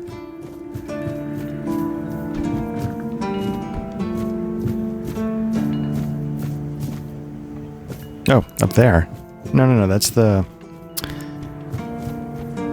It's the fast travel.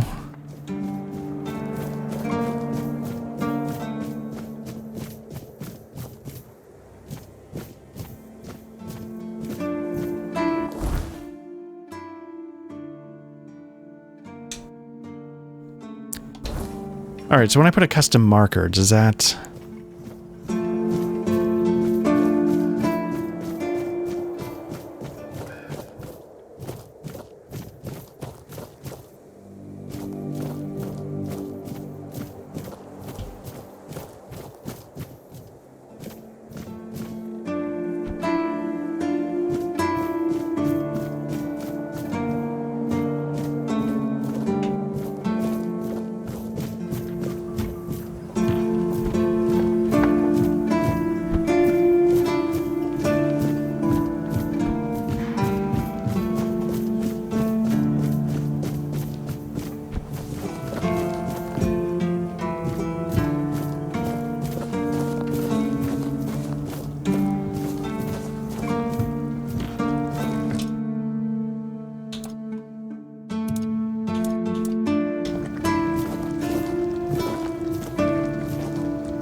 Alright, I don't know if I'm missing something. I thought he was right here by the fire.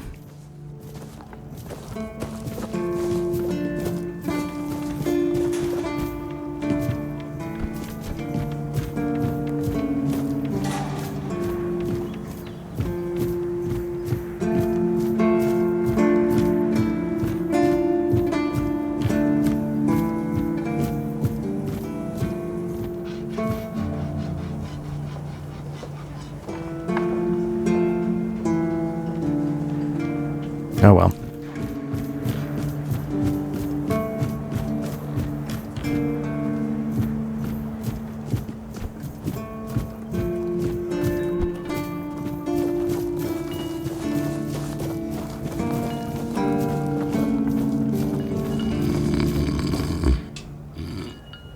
Ah, look who is. It's the best of my friends. Oh, thank you for your support back there in the stocks. Always forgiving. If you find anything delicious, you know where to find me, eh? Okay, to depict woman names. Okay, let's get some info. Pix and Dal Riata, here, the guests. And they say I'm not drunk. Okay.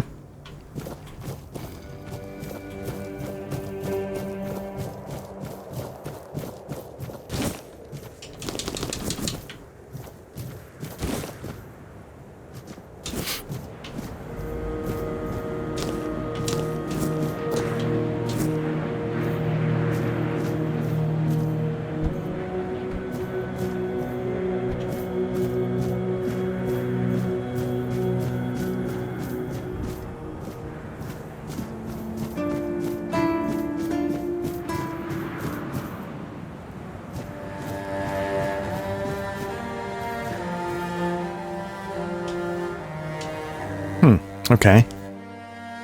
Was I supposed to come down here for some reason? Was this where I was supposed to put the...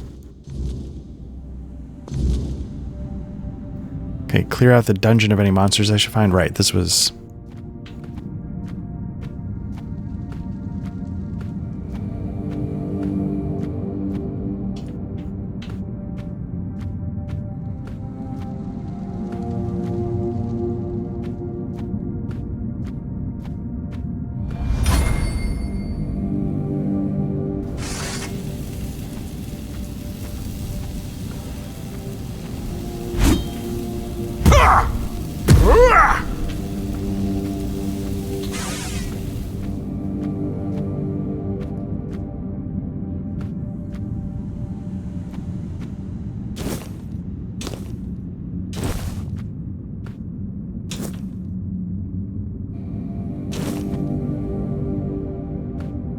The other thing is like the random crap you pick up. Like, I know it's by design, but like the random crap you pick up in an Elder Scrolls game is just overwhelming. There's just so much of it. And most of it's like fork, knives, and it adds like a little bit of... It adds like some flavor to the world, but it's not obviously useful. Here I feel like the things that I'm seeing are almost always of use.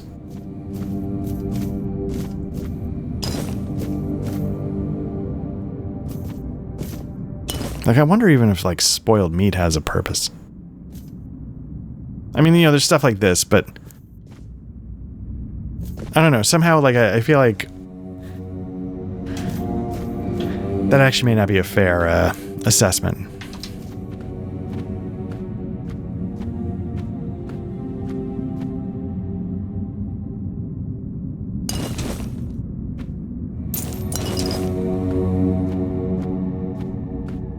It just feels like there's less variance of claptrap, I guess, so it's easier to be like, yeah, no, no, yeah, no. But again, that may not be accurate.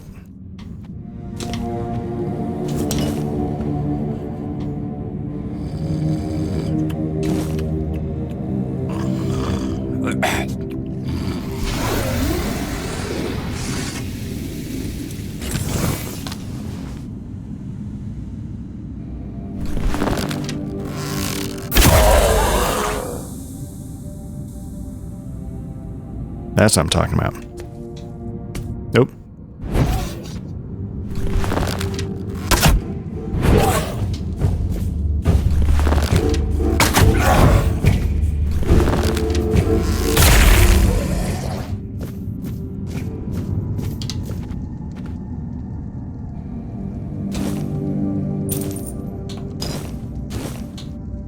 Let's grab some spoiled meat, just in case. Seems like it could be used to make, like, poisons.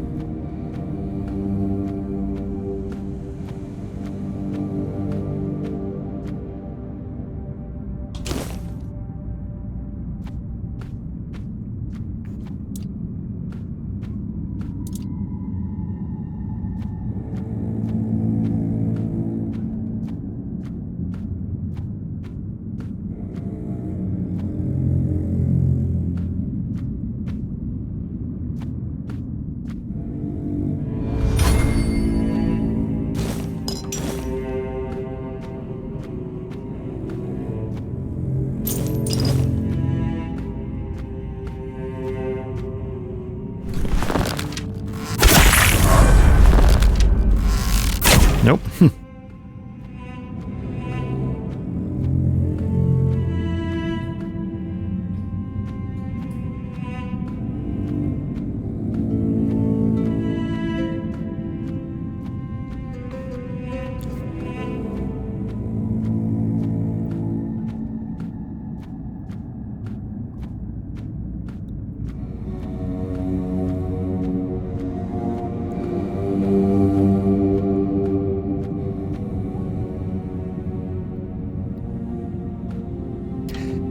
This is good because it's been a while since we've done a little dungeon crawling, and like this is like what makes these games so much fun. Like the story, the world, developing, the dialogue.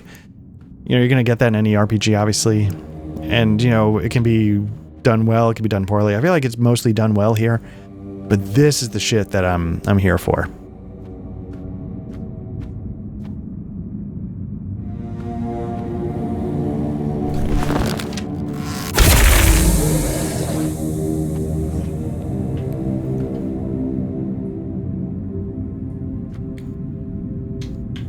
Can I jump?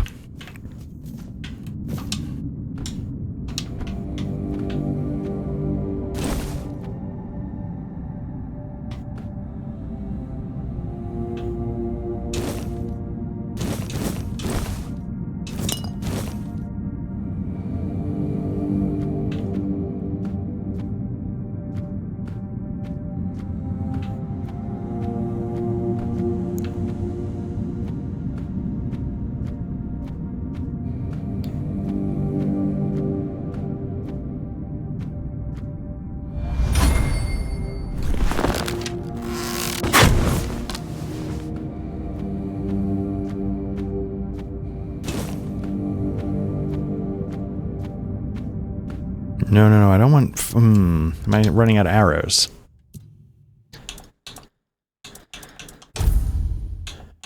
$140. Okay, let's do that.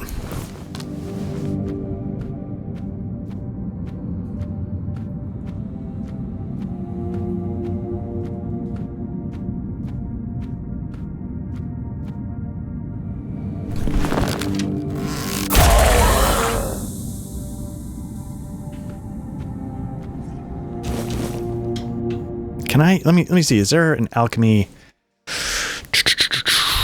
I don't see one. I was just wondering, can I guess I have to go to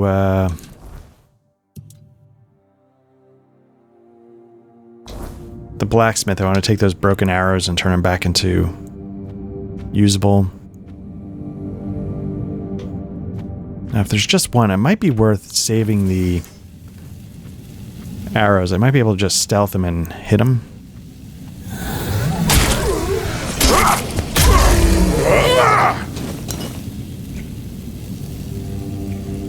It says I'm detected. Is there another monster coming at me?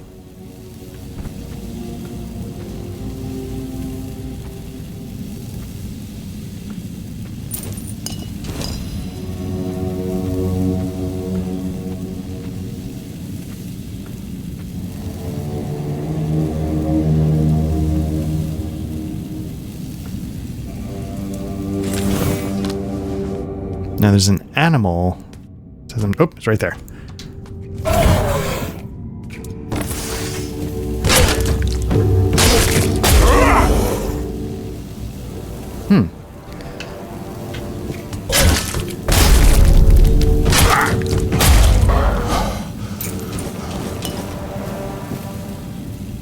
That lost expedition tag. That's interesting.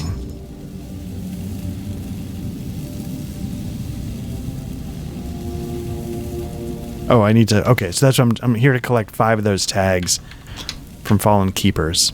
Okay, so yeah, there's an animal threat somewhere in this dungeon that I gotta keep an eye out for. Again, I keep looking down because this is like a little map app so I can see where my family is. They're in... I guess central Connecticut? So yeah, I'm just mostly, again, tracking where they are so I know...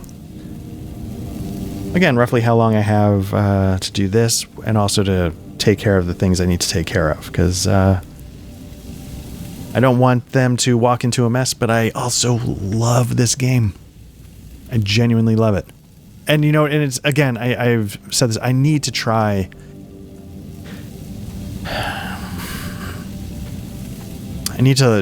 I need to really get into Skyrim again, and like for real, and be like, you know what, this time, even if I just decide like, you know what, I'm just doing the main quest, whatever it is, I just need to do it. I need to, because I genuinely loved my time with Oblivion. Can I pop this guy?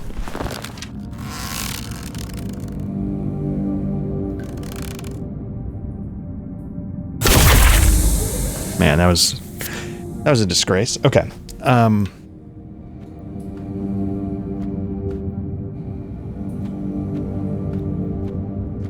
So given that I enjoyed Oblivion so much, I need to really, and you know, honestly, like, I really enjoyed Skyrim. I didn't love the minute-to-minute stuff in terms of like conversations and characters and exploring the cities. It just, I really do think there's something to the focus of this game, and I know I've said that before. By keeping it a little tighter, I feel like for my taste it's a little more enjoyable, but I feel that way about a lot of things. Like, you know, I don't know if I've said it in Tainted Grail streams, but I probably talked about before, like, I prefer 2300 AD to Traveler. And the reason why is because it's a little more constrained. I prefer the Expanse to both because it's even more constrained within our solar system. Like, so I feel like there's... You can still have an open world in a smaller space. And, that is the vibe I'm getting from this. You know, it's a little bit more of a smaller space, but it still feels open enough. I still feel like I can, you know, get a grip on the land. I can get, you know, I can sort of internalize things. Let me take that brain. There was a blood clot, right? Blood clot. You know, it's just stuff like that. Burned skin, that's gross, but might be useful. Anyway.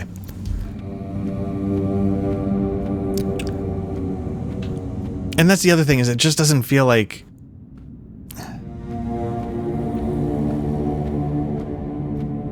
So part of the problem with Skyrim that I had, and I don't know if I felt this in Oblivion, and I just don't remember, I had more free time because it was before I had kids, etc., etc. Like with Skyrim, I just feel like here comes a tidal wave of shit. And brace for impact. You know, it was just so much that eventually it felt meaningless. You know, it's like, oh, I've got 37 side quests. Okay. You know, what does each one mean in terms of its little story? I have no idea. But it very much became all about the checklist, where I feel like this is going to have less, but I feel like each one I don't feel like I'm getting inundated in a checklist. For whatever that's worth. I wonder if I had a dagger, if that would be better. Like, would I get like some triple damage for the sneak attack if it was with a dagger? Another Lost Expedition tag. Nice. That's 3 tags. I need 2 more.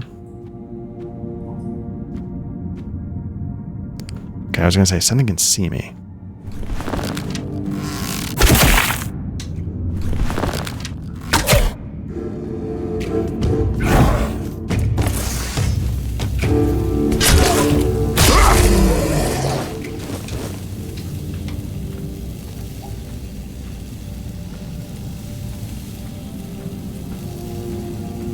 I feel like I've been down this side, but I'm nervous that I missed it.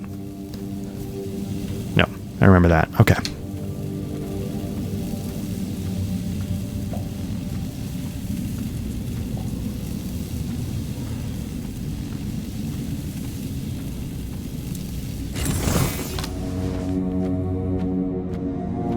So I feel like Stealth Archer combined with you got to have something ready to go melee wise is going to be good. Makes me a little bit jack of all trades, but it means that I can sneak attack things from a distance, maybe snipe some things and thin out the herd, but ooh,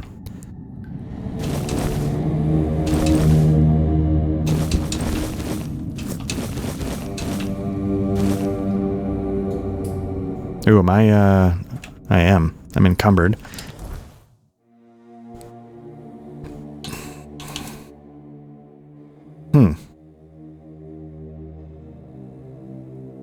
Don't need that. Let's drop that. Is there anything else I've picked up that I didn't actually...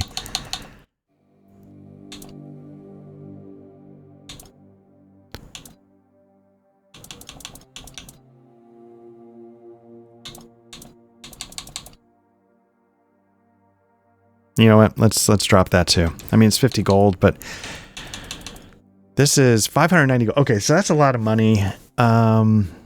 Restores 10 health. That's a lot. Let me actually equip that dagger.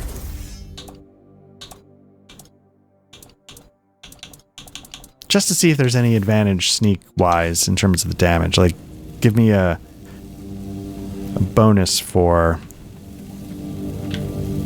going stealth.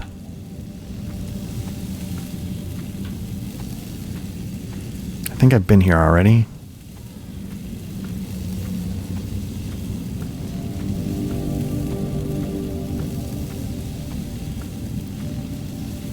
Yeah. Okay, let's get down another level. Something over there. I don't like the looks of that.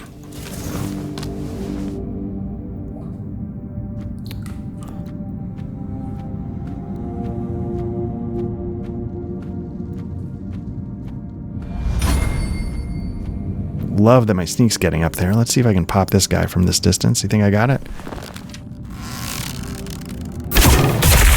Nice. There are a few things more satisfying than that in an Elder Scrolls-like game, I gotta tell you.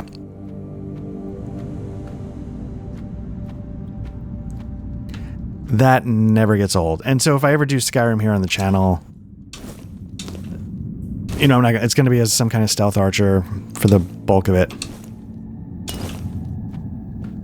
I won't apologize for that.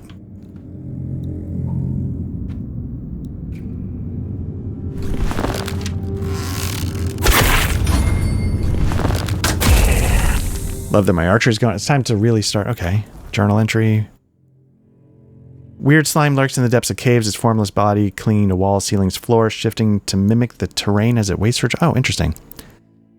As it awaits for traveler to let its guard down, it's slow but resilient. Striking it only enrages it. Each wound unleashes writhing tendrils. Okay. It says it can transform. Enough pain forces its shapeless mass into something truly terrible. And far more lethal. I didn't get that this time, but maybe in the future I gotta watch out.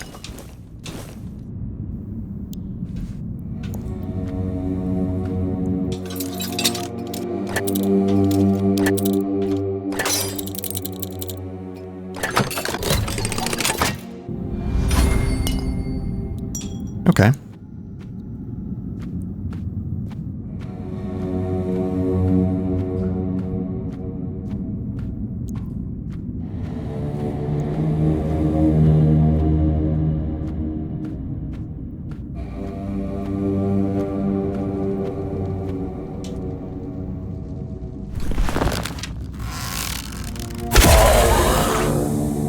That would have been a good one to test the dagger out on, but okay.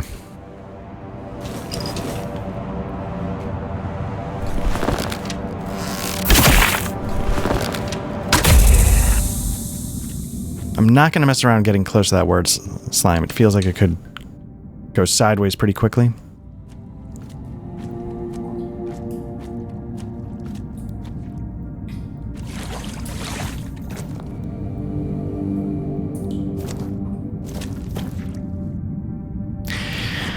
You know what? I don't... Okay, right hand going sword. Left hand, I gotta go torch.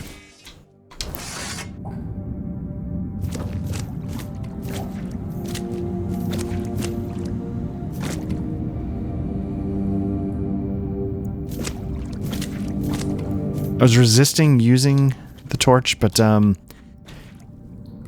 I like games that sort of make, if you're going to do darkness, like go ahead and do it. Like that's one of the failures of Dark Souls 2 is that it sort of has this idea, but it never really does anything with it.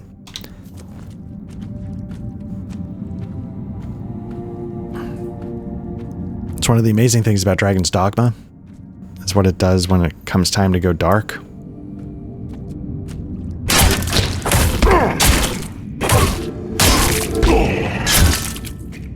Yeah, see, that went much more poorly compared to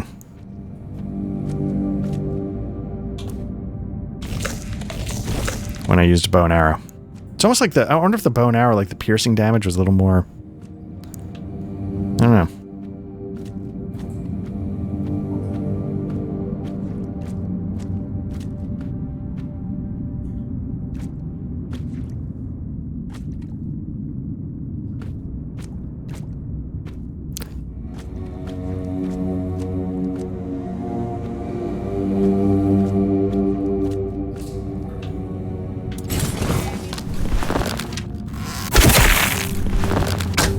Yeah, I wonder if piercing damage really does a number on it.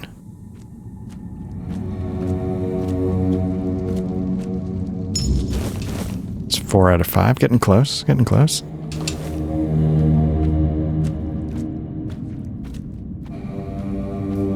Okay, so we got a wall busted in one of the prison cells. I'm trying to figure out where, like, the last soldier might be, because I don't see... There's an alchemy station. That must be above. Okay, so let's go check out what's behind that wall.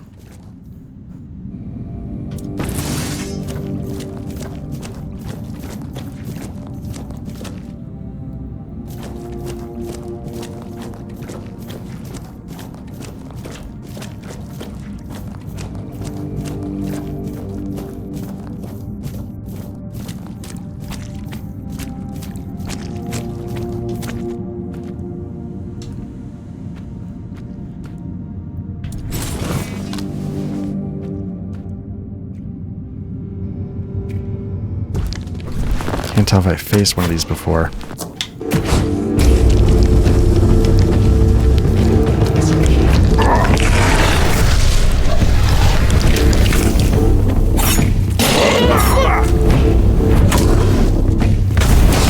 I feel like I have.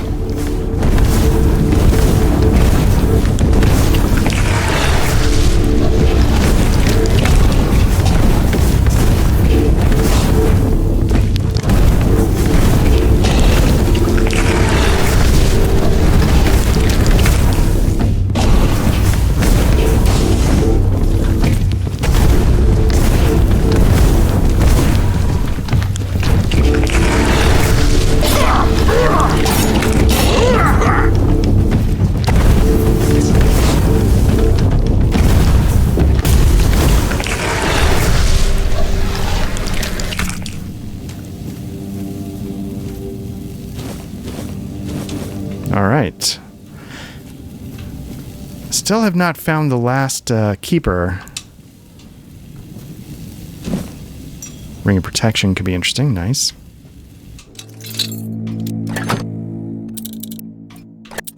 Nope. Other way.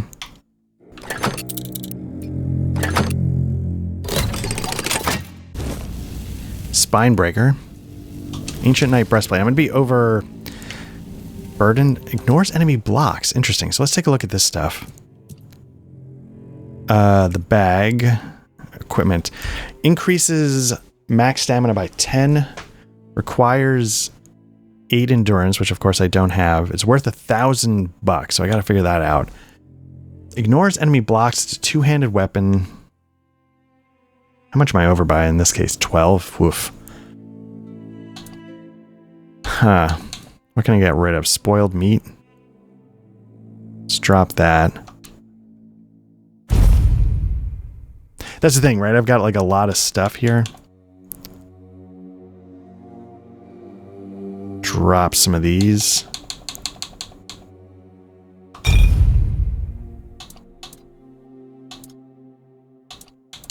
Drop some wood.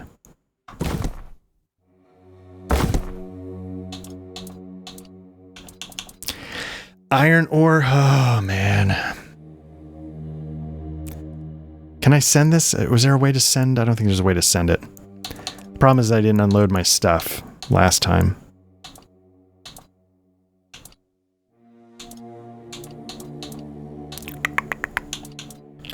I don't use these, so let's dump these. So that means I also don't use these. Down to 143. I'm close. Really close. Old tree staff. Yeah, let's dump that. What am I? 140? I'm almost there. So what else can I just drop? Silent Weaver. Just a spear. That's just a plain old spear. That's 5 pounds. Let's dump that. Okay, so we're good. We're good on weight. So, but the real problem is that I don't...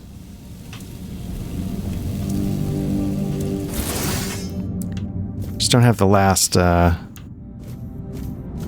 metal.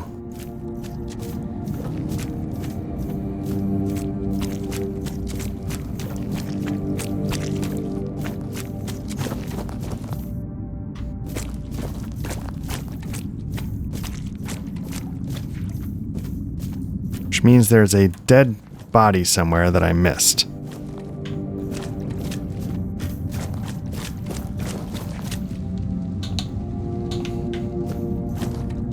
Do a quick save just because.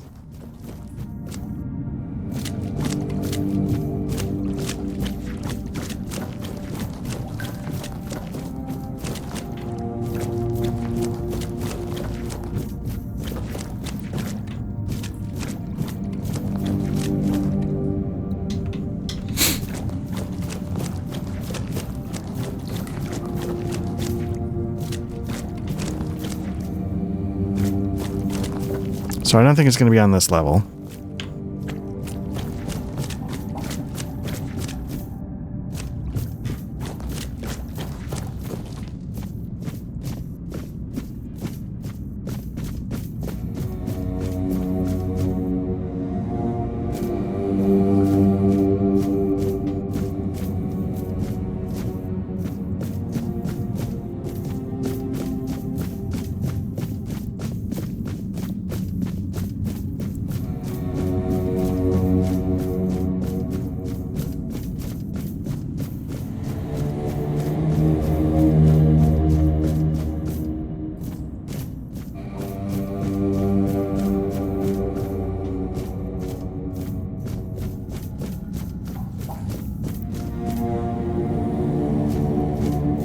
Okay, I don't think there's anybody on this level.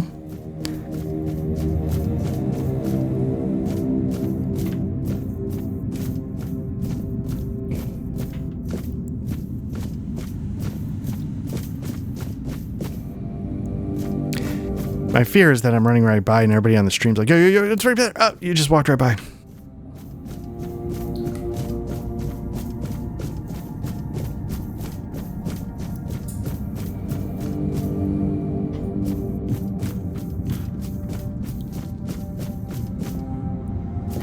Because part of the problem with streaming is that you are watching things like your levels and is it actually still recording or did something crash?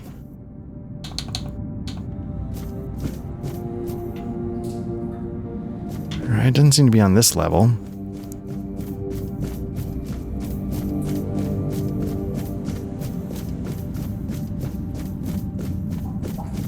Okay.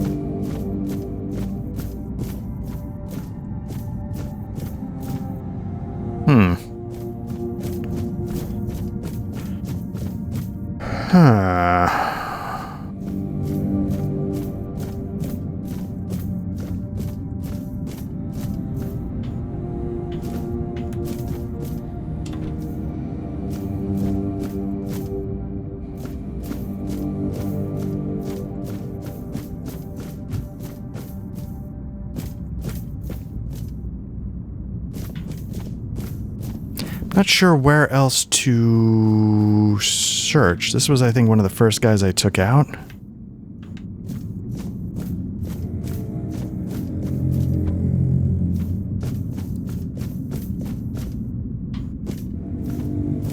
I'm just gonna head. I think I checked that guy, but I just want to make sure I checked him right at the edge of the hole. Yeah, I did. Okay. So in theory, it's not this level. I just want to make sure that I'm still looking at 4 of the 5, yeah.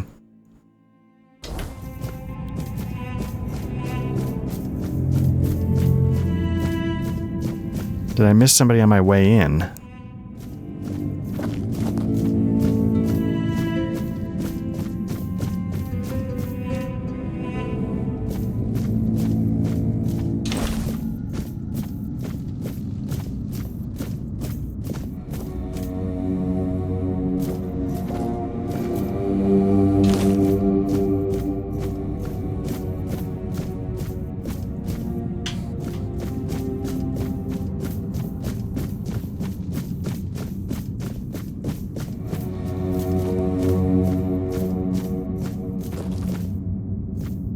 I don't think there's anybody left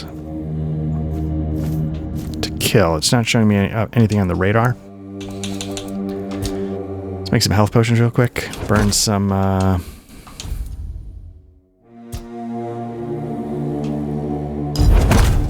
ingredients.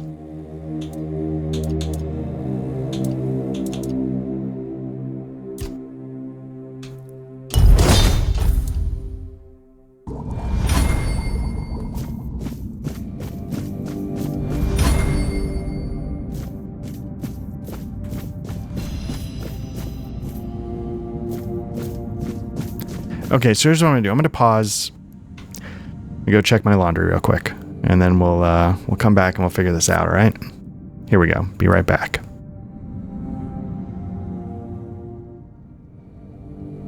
Okay.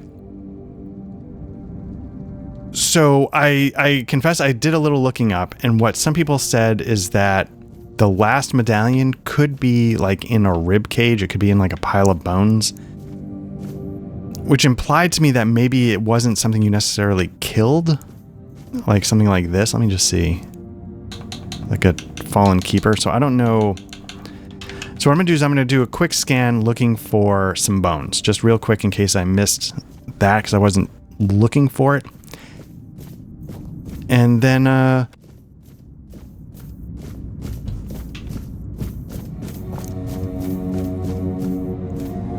we'll see. And if I don't see that, what I might do is I might just actually flat out pause to save everybody the embarrassment of watching me not find a pile of bones real quick. So it's not the obvious stuff like this. You know, I've searched all the bodies I've killed, and I don't know if the idea is that the rib cage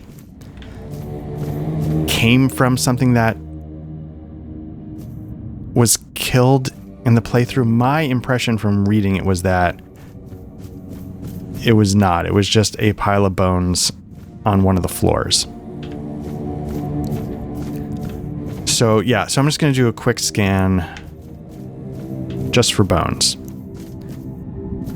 Now with my luck, I'll totally miss it, and we'll, you know, and again, like I said, I'll figure it out off camera. I'm not gonna make you watch me do this 4 different times as I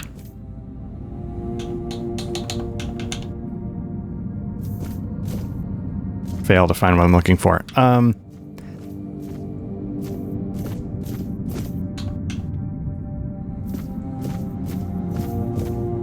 But I confess I don't know if I would have thought to do that. So it's a little cheesy to look it up, but I feel like for all intents and purposes, I have beaten this quest. So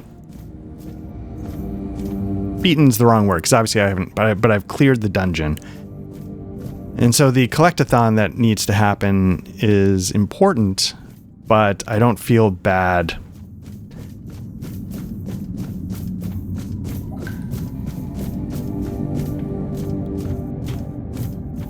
I don't feel bad.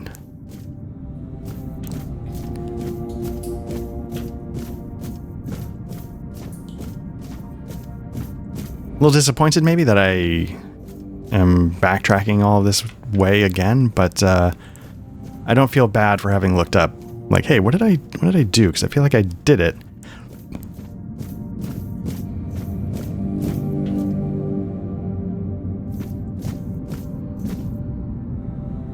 Now, I will say, as far as these kinds of quests go, like, I don't feel like a need.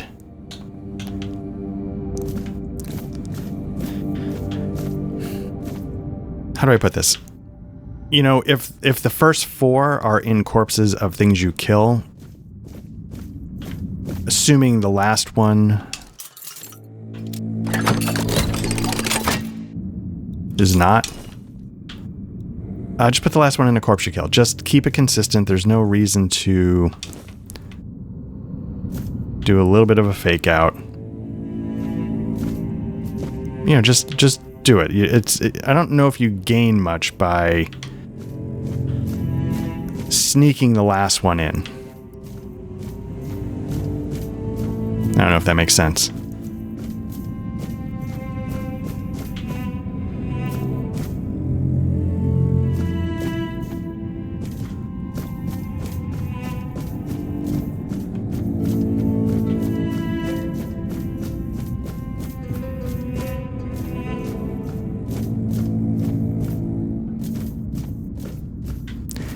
Some people said there was like a rib cage hanging, like that was on like the first floor. I didn't see it, but you know, again, I'll just do a quick survey of like piles of bones.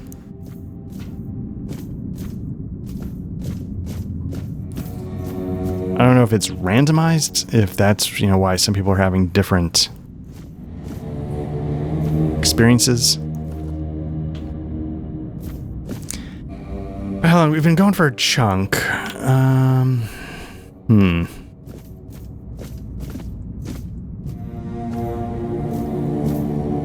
There's definitely chests I missed, so it makes me like a little curious. Like, what else did I miss?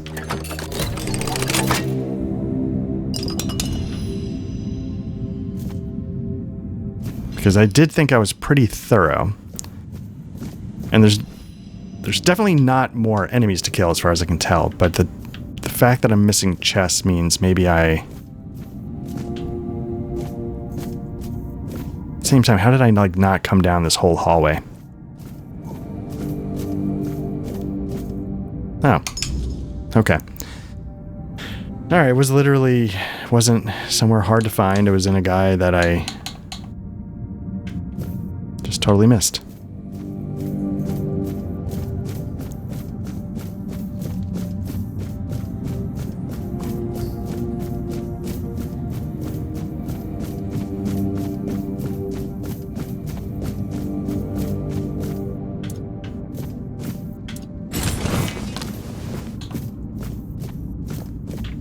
Okay, so I think I'm good to go. Let's get out of here.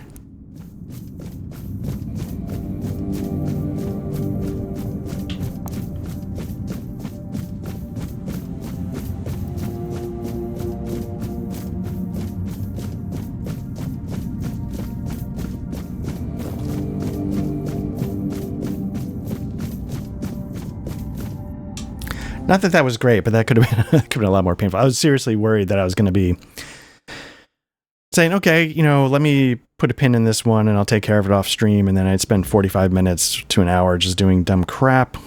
That was my fear.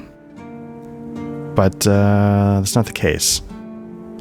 So that worked out. Can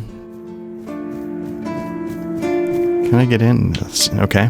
Seems to be broken. I was about to say it would be even more of a lapse in security beyond the drunk guy working the front door, as if the side door that nobody's looking at could just be walked in on. So yeah, let's go talk to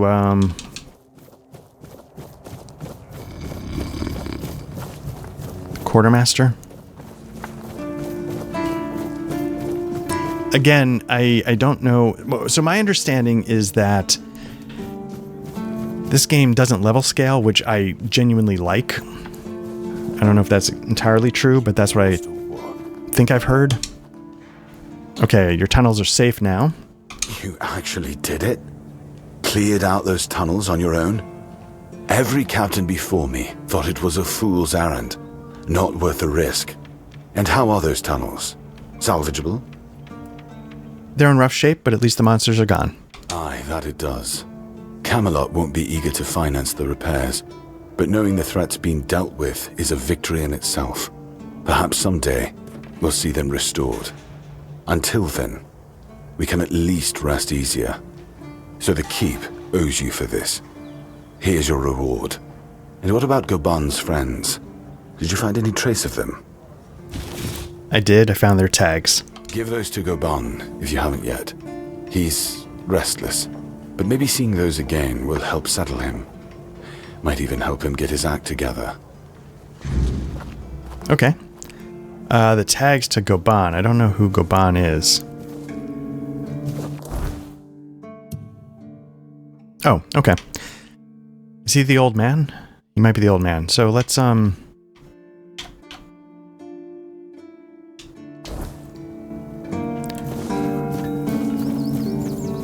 So the point I was trying to make is, because I don't think this game has level scaling, it's what I was trying to say. Like, there's a part of me that really wants to side quest the shit out of this one, so that when I do have to face like a Sir Galahad, hopefully it's got a fighting chance.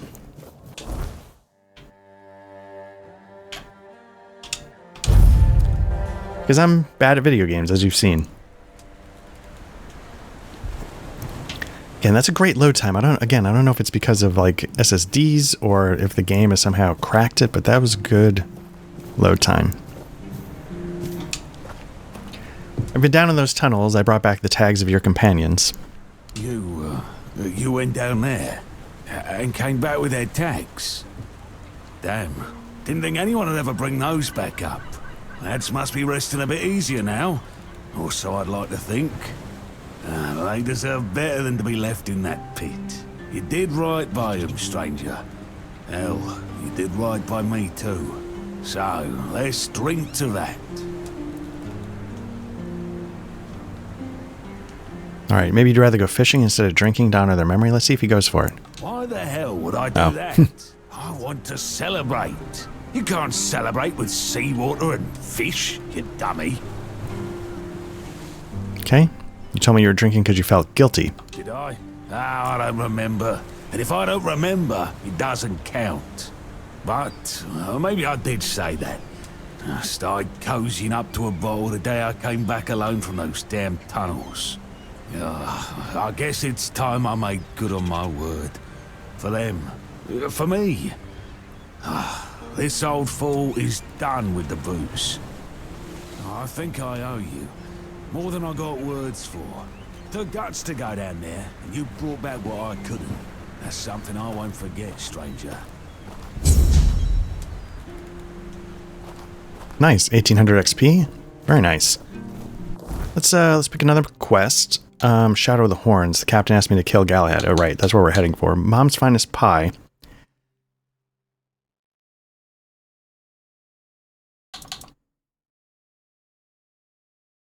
You know what? Let's hand in the herring and cheese. Let's see where that needs to go.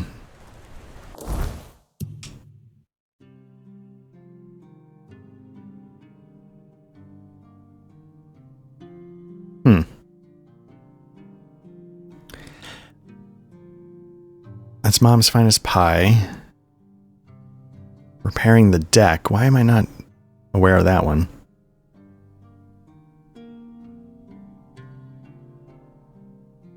There? Really? Oh, right, because he's underneath the... Yes, because he's underneath the arena.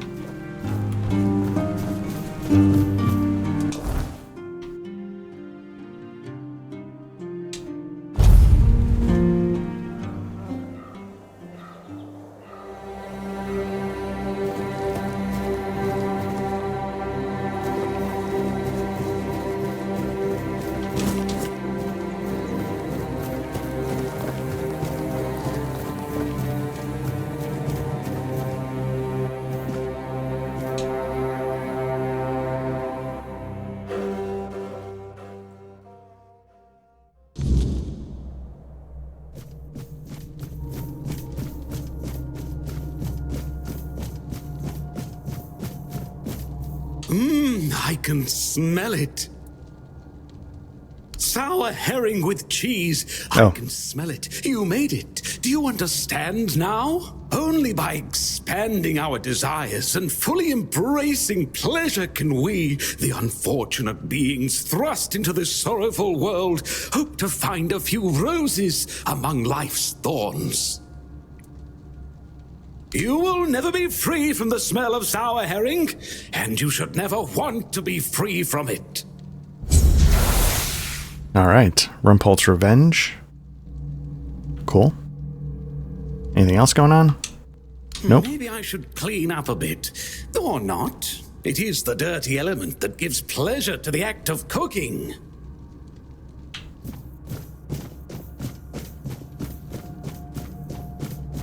Okay, so we're going to head out of here. And let's see if we can hand in Mom's pie. Feels like that one should not be a challenge. It feels like that guy should just be there, and I don't know why he is. Maybe teleporting in and out a little bit is going to reset his location.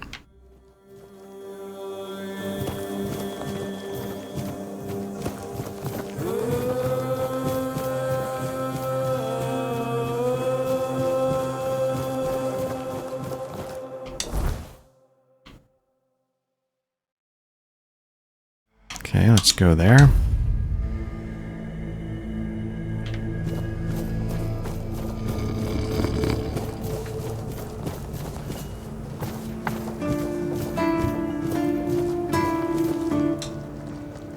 Okay, here's your mom's pie. Yes. Still tastes like shit. Exactly how my mother would make it. It's just what I needed. What? Oh, don't get me wrong. I really appreciate what you did for me. It's just that every time I doubt my service in the Horns of the South, I need a reminder of why I enlisted. So your mother wasn't much of a cook? My mother wasn't much of anything, to tell the truth. She always said I was good for nothing, and that I should be glad she even kept me. And every day she'd bring back home a new uncle. Many of those uncles like to kick me out of my own house when they were drinking and getting busy. Then, when she'd sober up and got rid of an uncle, she'd bake me that pie as an apology. It always tasted like shit. If the other villagers hadn't been feeding me, I would have starved to death. Hence the pie. Interesting. Okay, so... Interesting. I don't I don't get the memory association here at all, I guess. So he wanted to be baked a pie that was the apology for when he was basically abused emotionally or physically by the revolving door of men who were visiting with his mother. And he was actually fed by the other people, but hence the pie. Like, okay. I don't know if I quite get this, but that's okay. Now you have a new family. Yeah, I do. So, despite the shitty weather and the world being on the verge of collapse, there's still nowhere else I'd rather be. All right. Is there anything else to say, or is that it? Nope, that's it. Okay, so that's handed in. Let's see what else we got. Quests. Unforgettable. Still haven't figured out Katrin. I might have to look that one up. I'm not quite sure. Okay, the crew of the Andraste moved their cargo into a cave nearby. Age of an excuse. Dress told me to prepare a fake remedy for a night.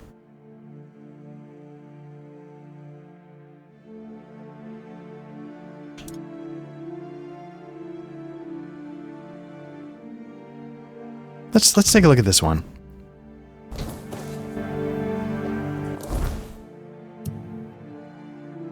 Where's the bandit camp? It's that one right there. Okay.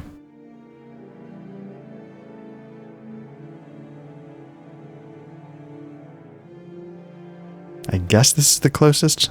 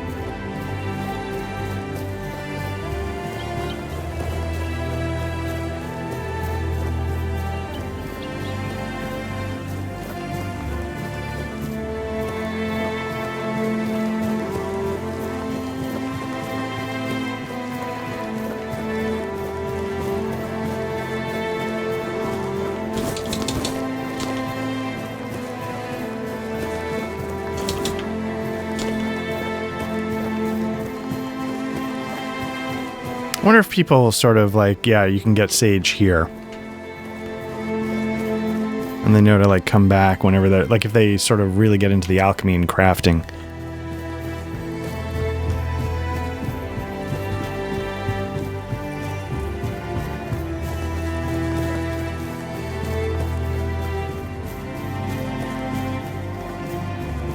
Okay, so first things first, let's quick save.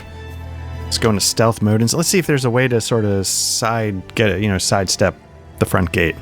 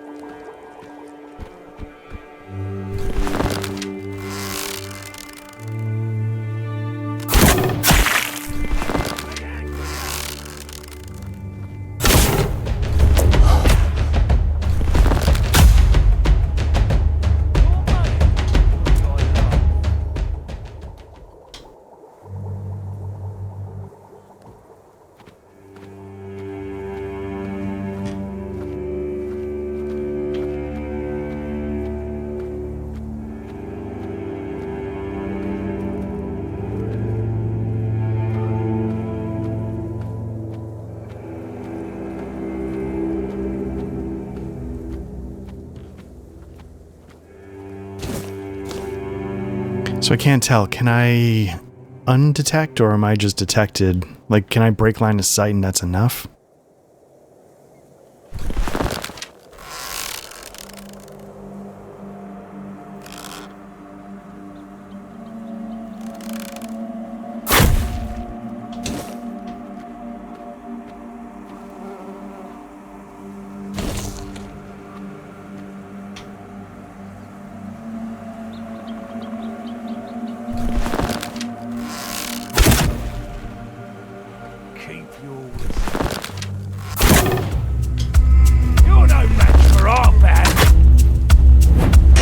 Oops, that's no good. This is going to hurt.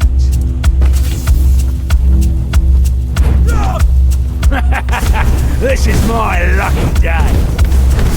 I've taken down bigger foes.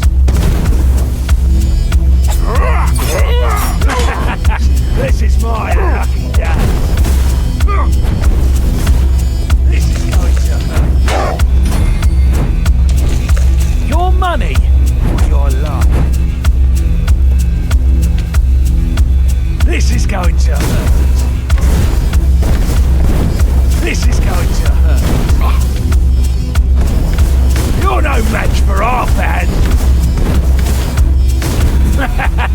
This is my. I feel like I'm not hitting him.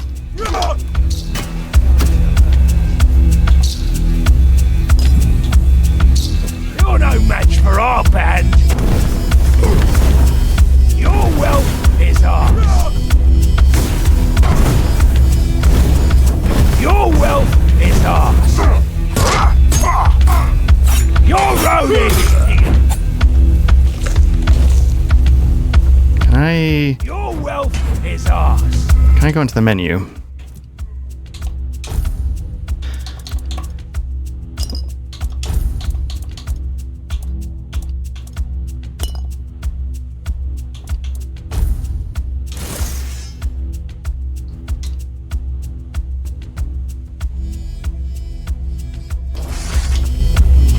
This is how it's done.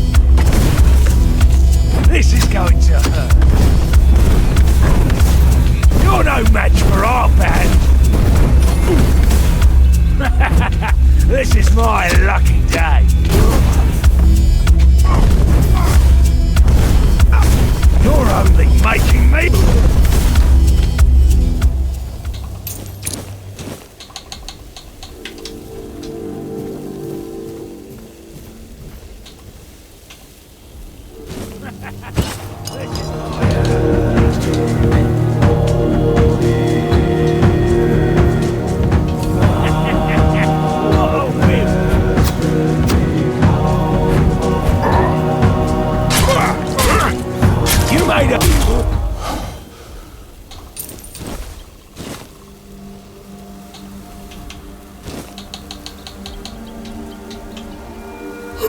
I don't know if the firm...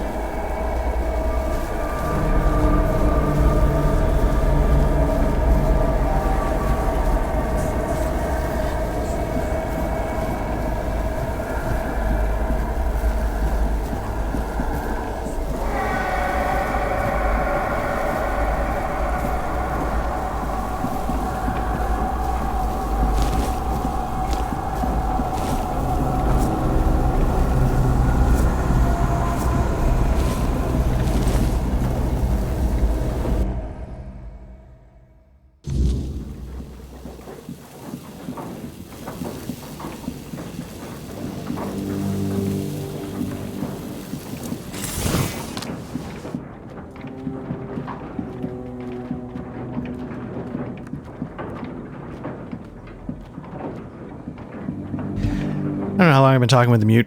But yeah, basically kill things in. You saw the guy looked a little crazier than his daytime counterpart. You get the cobwebs.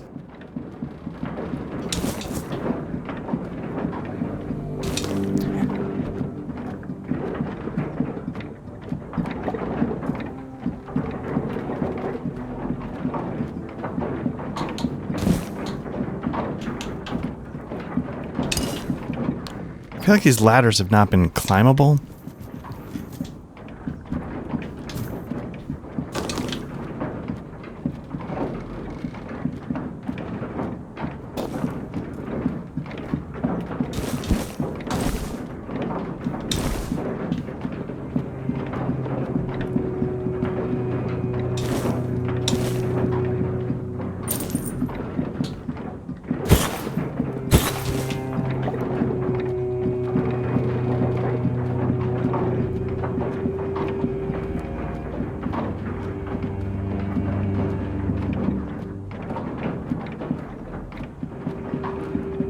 The other thing I think I kind of like is we're doing side quests, but they're clearly tying somehow into the main quest. So by advancing the side quest, all of a sudden, like, please hunt and kill Sir Galahad shows up, and you know, so you're sort of two birds, one stone.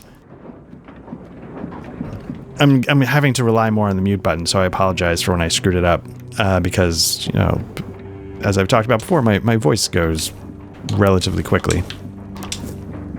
And that's happening now. Nope, gotta... can't go into a boss fight overburdened. Condensates cheese from your own blood into a solid state in front of you. So that's a spell you can cast. Interesting.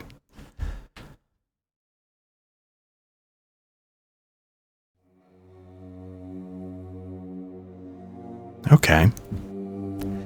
I'm gonna need to... How much am I over by? A couple pounds? Let's get rid of some of these. Drop. Okay, that did it. Yeah, my voice is starting to get a little raw.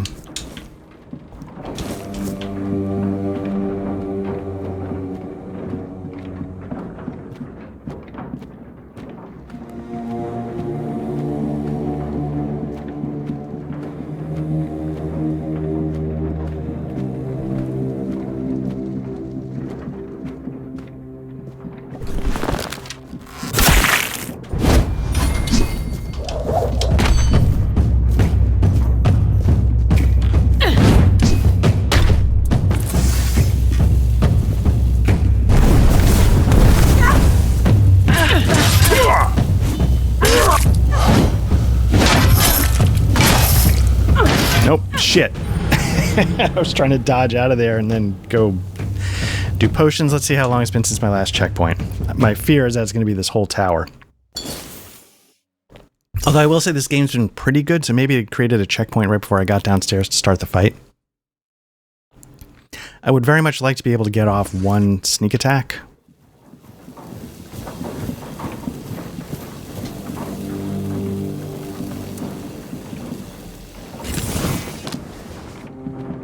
So let's see if I can manage to do that.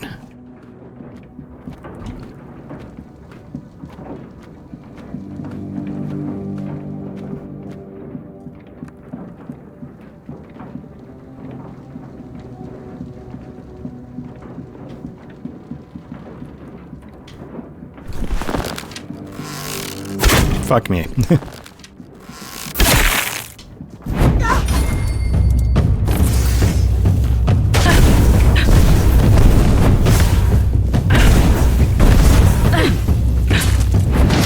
Nope, I'm stuck on something.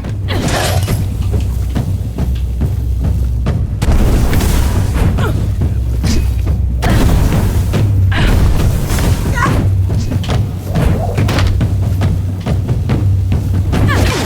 didn't get far enough away.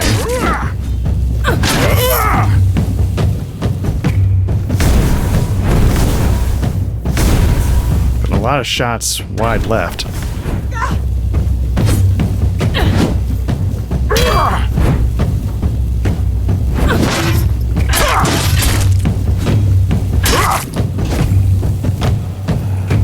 Oh, son of a bitch.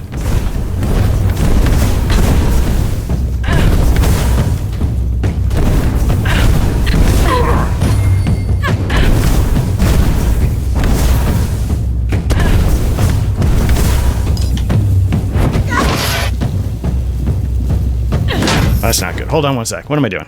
All right, let's go back to equipment. Let's fill some auto slots with a little more of that, some more of this.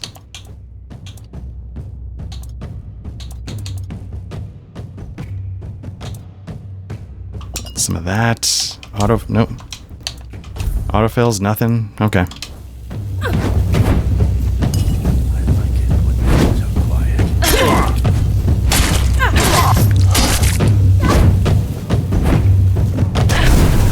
Respect the one-handed hammer. I'm always I don't know if I've said it in this game, but in other games I do. Wait, did I already burn through all my potions? Jesus. I do like one-handed hammers for some reason. I don't know why. Nope, fuck. That's how you burn through shit, because you fucking blow through it on bullshit.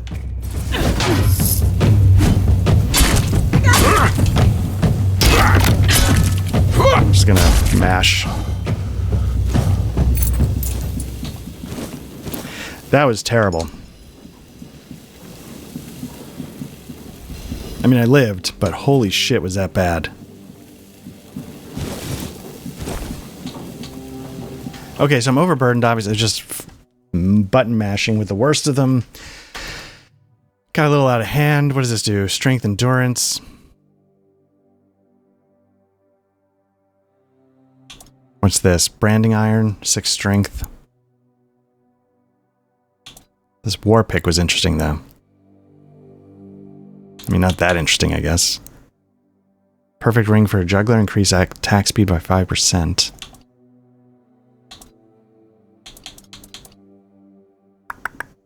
Okay, so I think what I'm going to do is I'm going to dump this.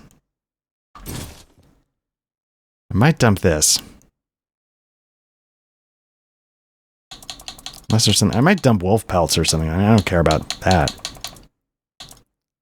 I got a lot of shit that I should be dumping in my stash at a minimum.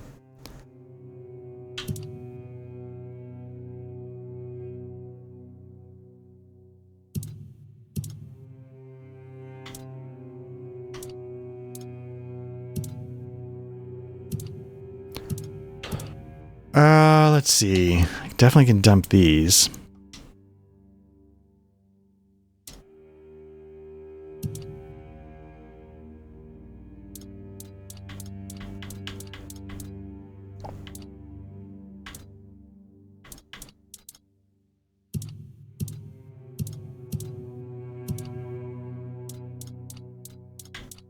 Still over by 2 pounds.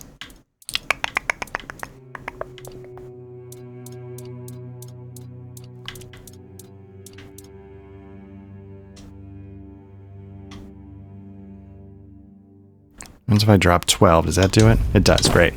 Okay, so let's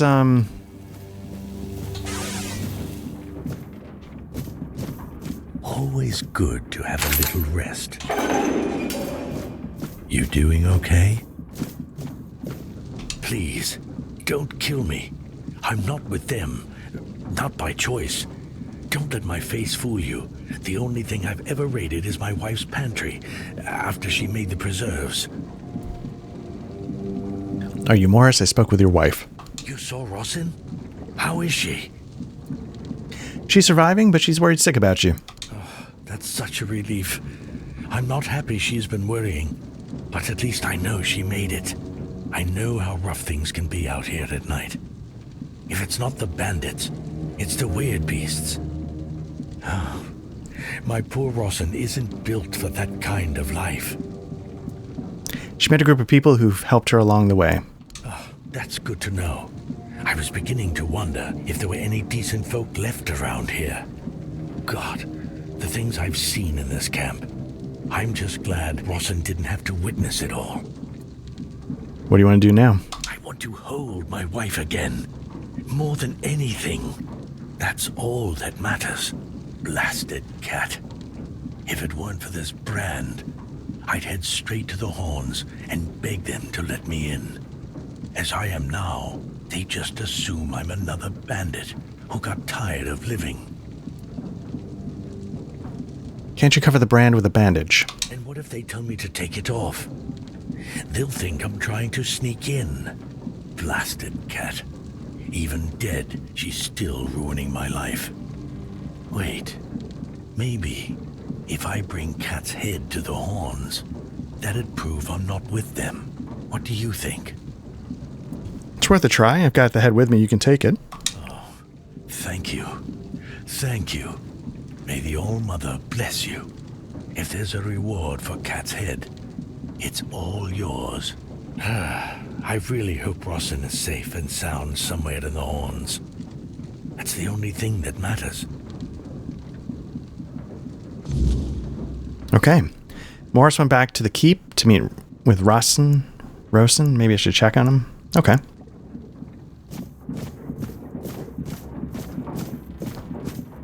So yeah, let me get out of here. Let me get back to town. And then maybe we can finish this quest up. I know I've got a level.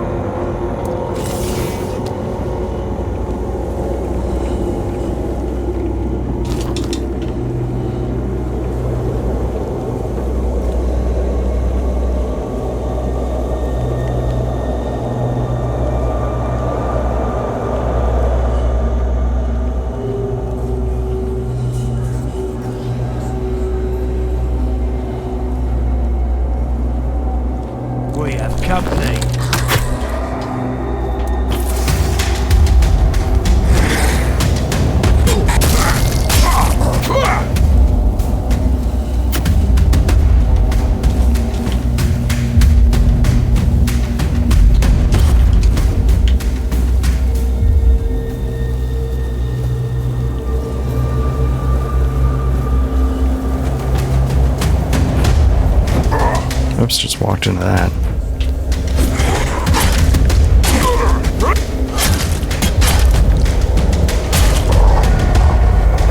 Nope. Luckily I just saved it. But so there might be some value to farming a little bit. Again, I need to Google what getting the ethereal cobwebs do.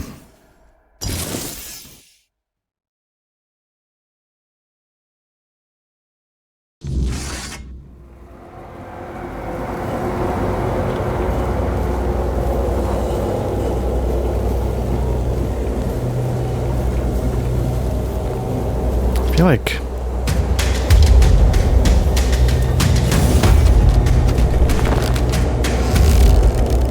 oh, shit.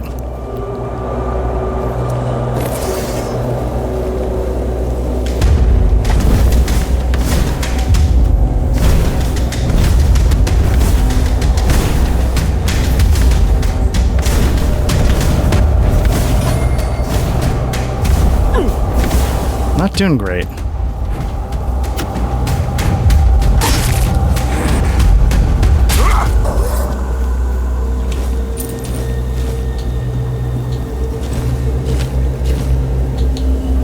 Yeah, you got to be careful. I need to be more careful. I'm just sort of like taking the fights for granted, and I'm not like engaging the fight. I'm not like, hey, you need to dodge here, you need to step back, you need to take it slow. It's not a race.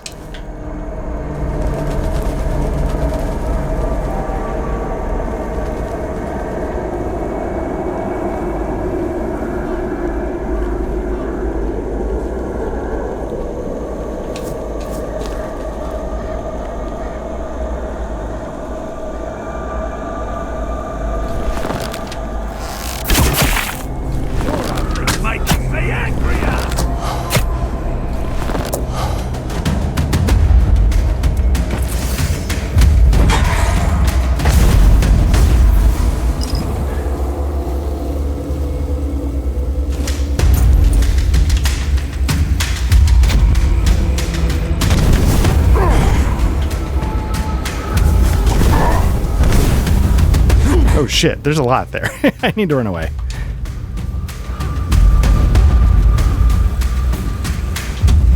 Let me, nope, this one.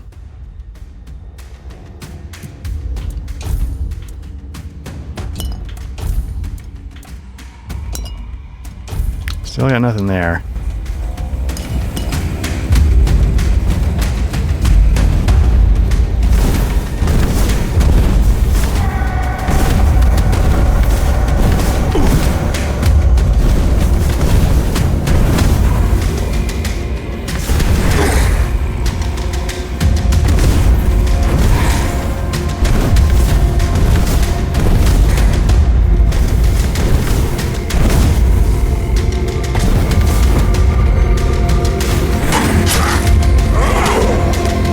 God damn. Alright, I just need to run away. Clearly my mind is not in the right space. Or maybe I should be dealing with shields more. I don't know. But yeah, going toe-to-toe with a group is not working for me. So let me...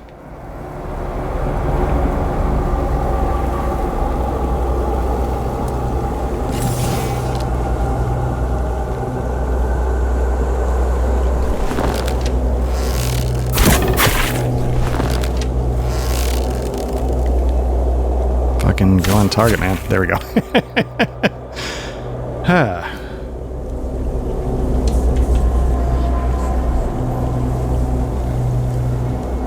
I mean, that's part of it, is I'm sloppy as shit. And that's the thing, like I said, I should learn. I probably, if, you know...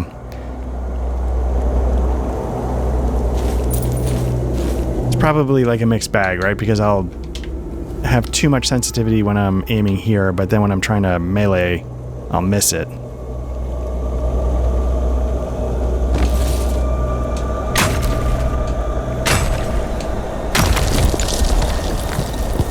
I was hoping to sort of separate them out a little bit, but they seem to all get hot and bothered. There's one right there.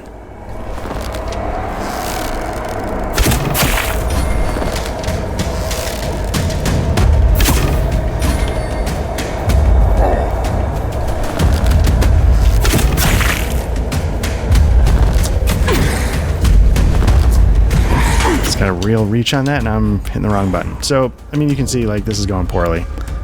Because I didn't take care of the arrow guy.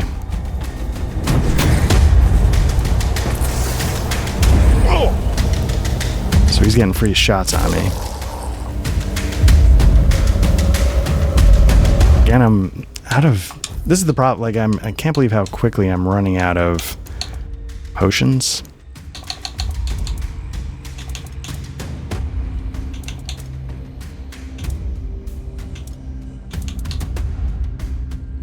And I hate the idea of using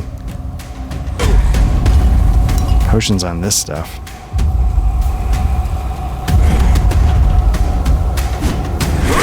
Fucking...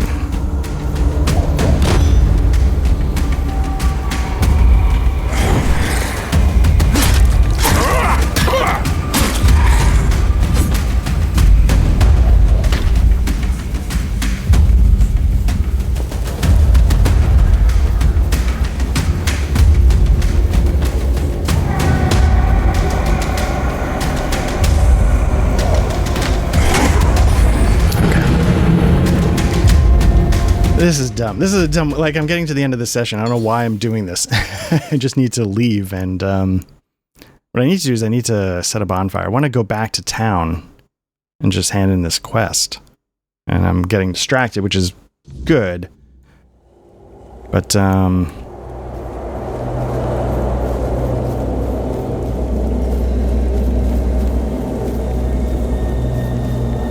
let's just escape.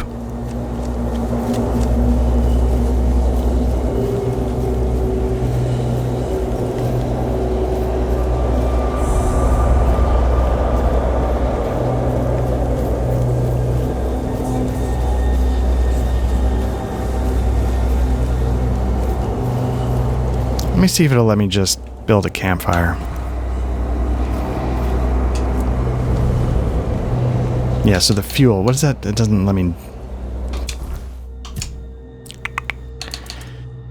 Put one there, and we'll put 1 into perception. Confirm. Practicality is kind of crap.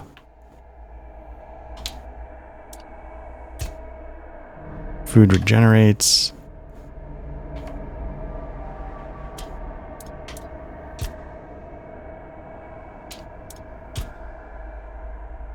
Okay. I mean, it's not that interesting. Perception.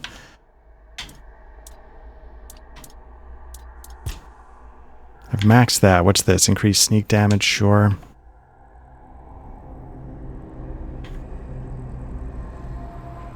Sneak attack, stun enemies. That's kind of cool.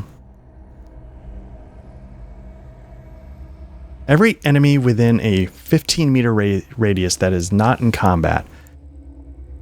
Oh, I see, I see. So if you can sort of get into a crowd and start picking people off. That's interesting. Okay. It's not my forte. Backstabs with daggers. Okay, so that's what I need for that. So I can get that up to like 99%. Chance to be critical, maybe. Assuming it's 33 per, but I guess I shouldn't assume that. Critical hits. Critical chance. Spirituality. I don't know what I've been... Oh, I guess I was doing that, but yeah. General buffs. Dexterity.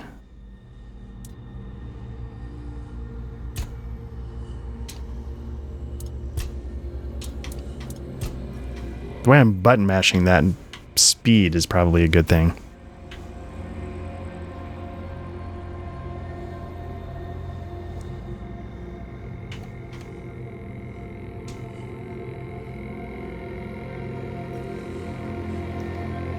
Okay, that'll hopefully make it easier to aim. My fear is that it's going to be slow motion, but I'm still going to be super twitchy, so we'll see how it goes. Looks like I can talk to... Tell me about Excalibur. It's more than a sword. It's a promise. A blade that stands for unity, for strength, and for hope. It wasn't just mine. It belonged to Avalon. Every swing, every battle was fought for the land and its people. But Excalibur is also a burden. It demands more than just skill. It demands purpose. Without that, then it is just steel. Okay. Again, yeah, I'm curious what that fuel does. Let's cook just because I know I'm out of stuff. Recipes, cooked seafood. Yeah, craft many. Let's get that going.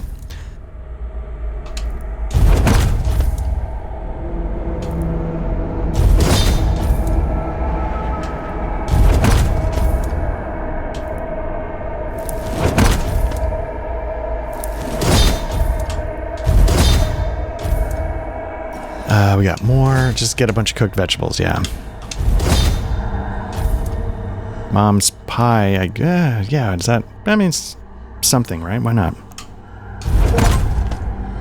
Craft 10 item, okay.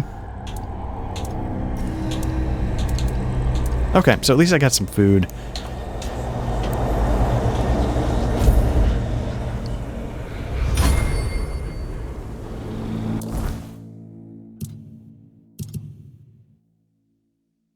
Really didn't make it very far. Okay, so I need to get here.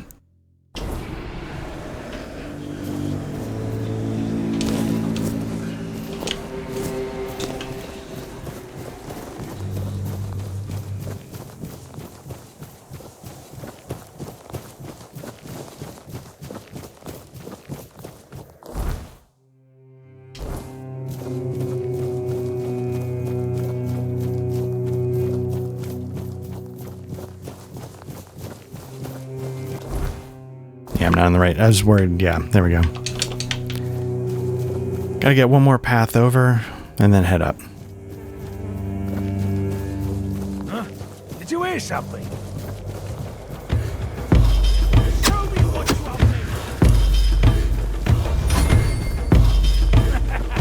This is my lucky day.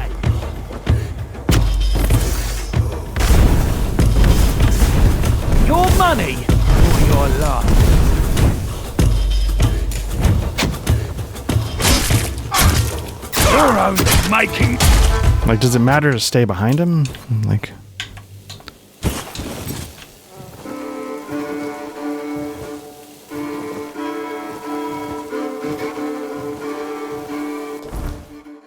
I think I just grabbed something I don't need to grab, so let me get rid of that. Yeah, I don't need that. Let's... Cool. I'll strike you down.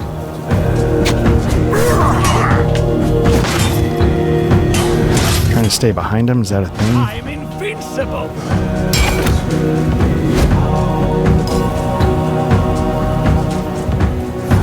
I'll strike you down.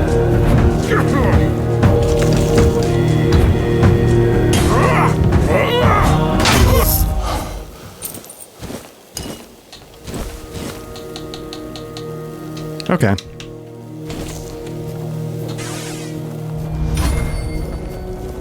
It's interesting, I got a bump up in heavy armor, so something on me... I don't know if it's my helmet.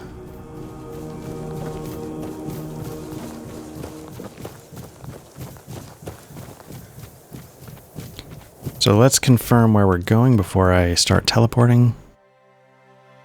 Okay.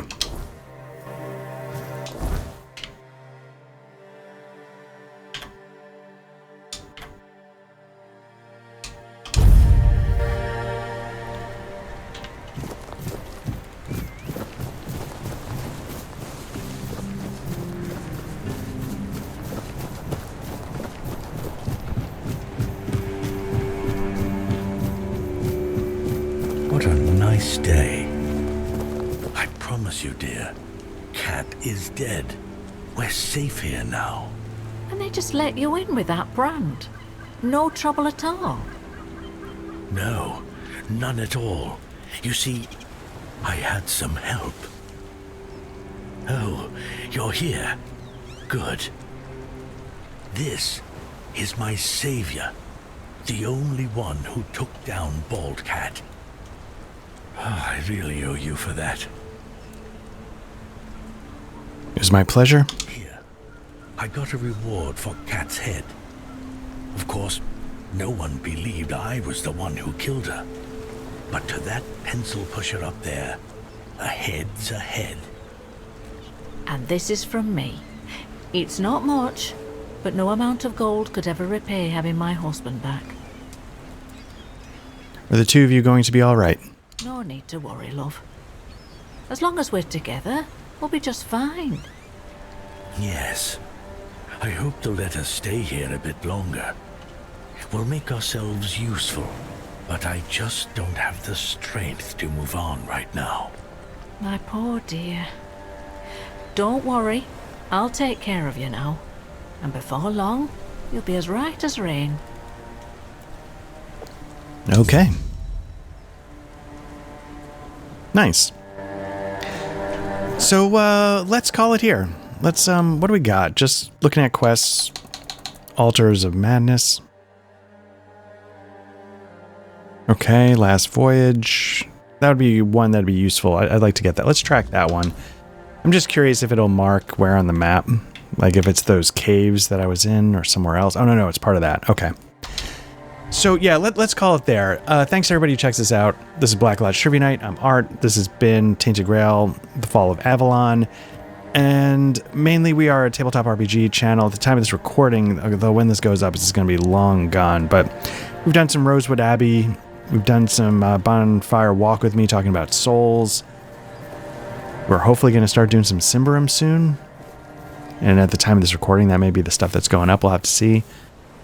At the time of this recording, Matt and I may have actually taken a look at Sword of the Serpentine for the Gumshoe system.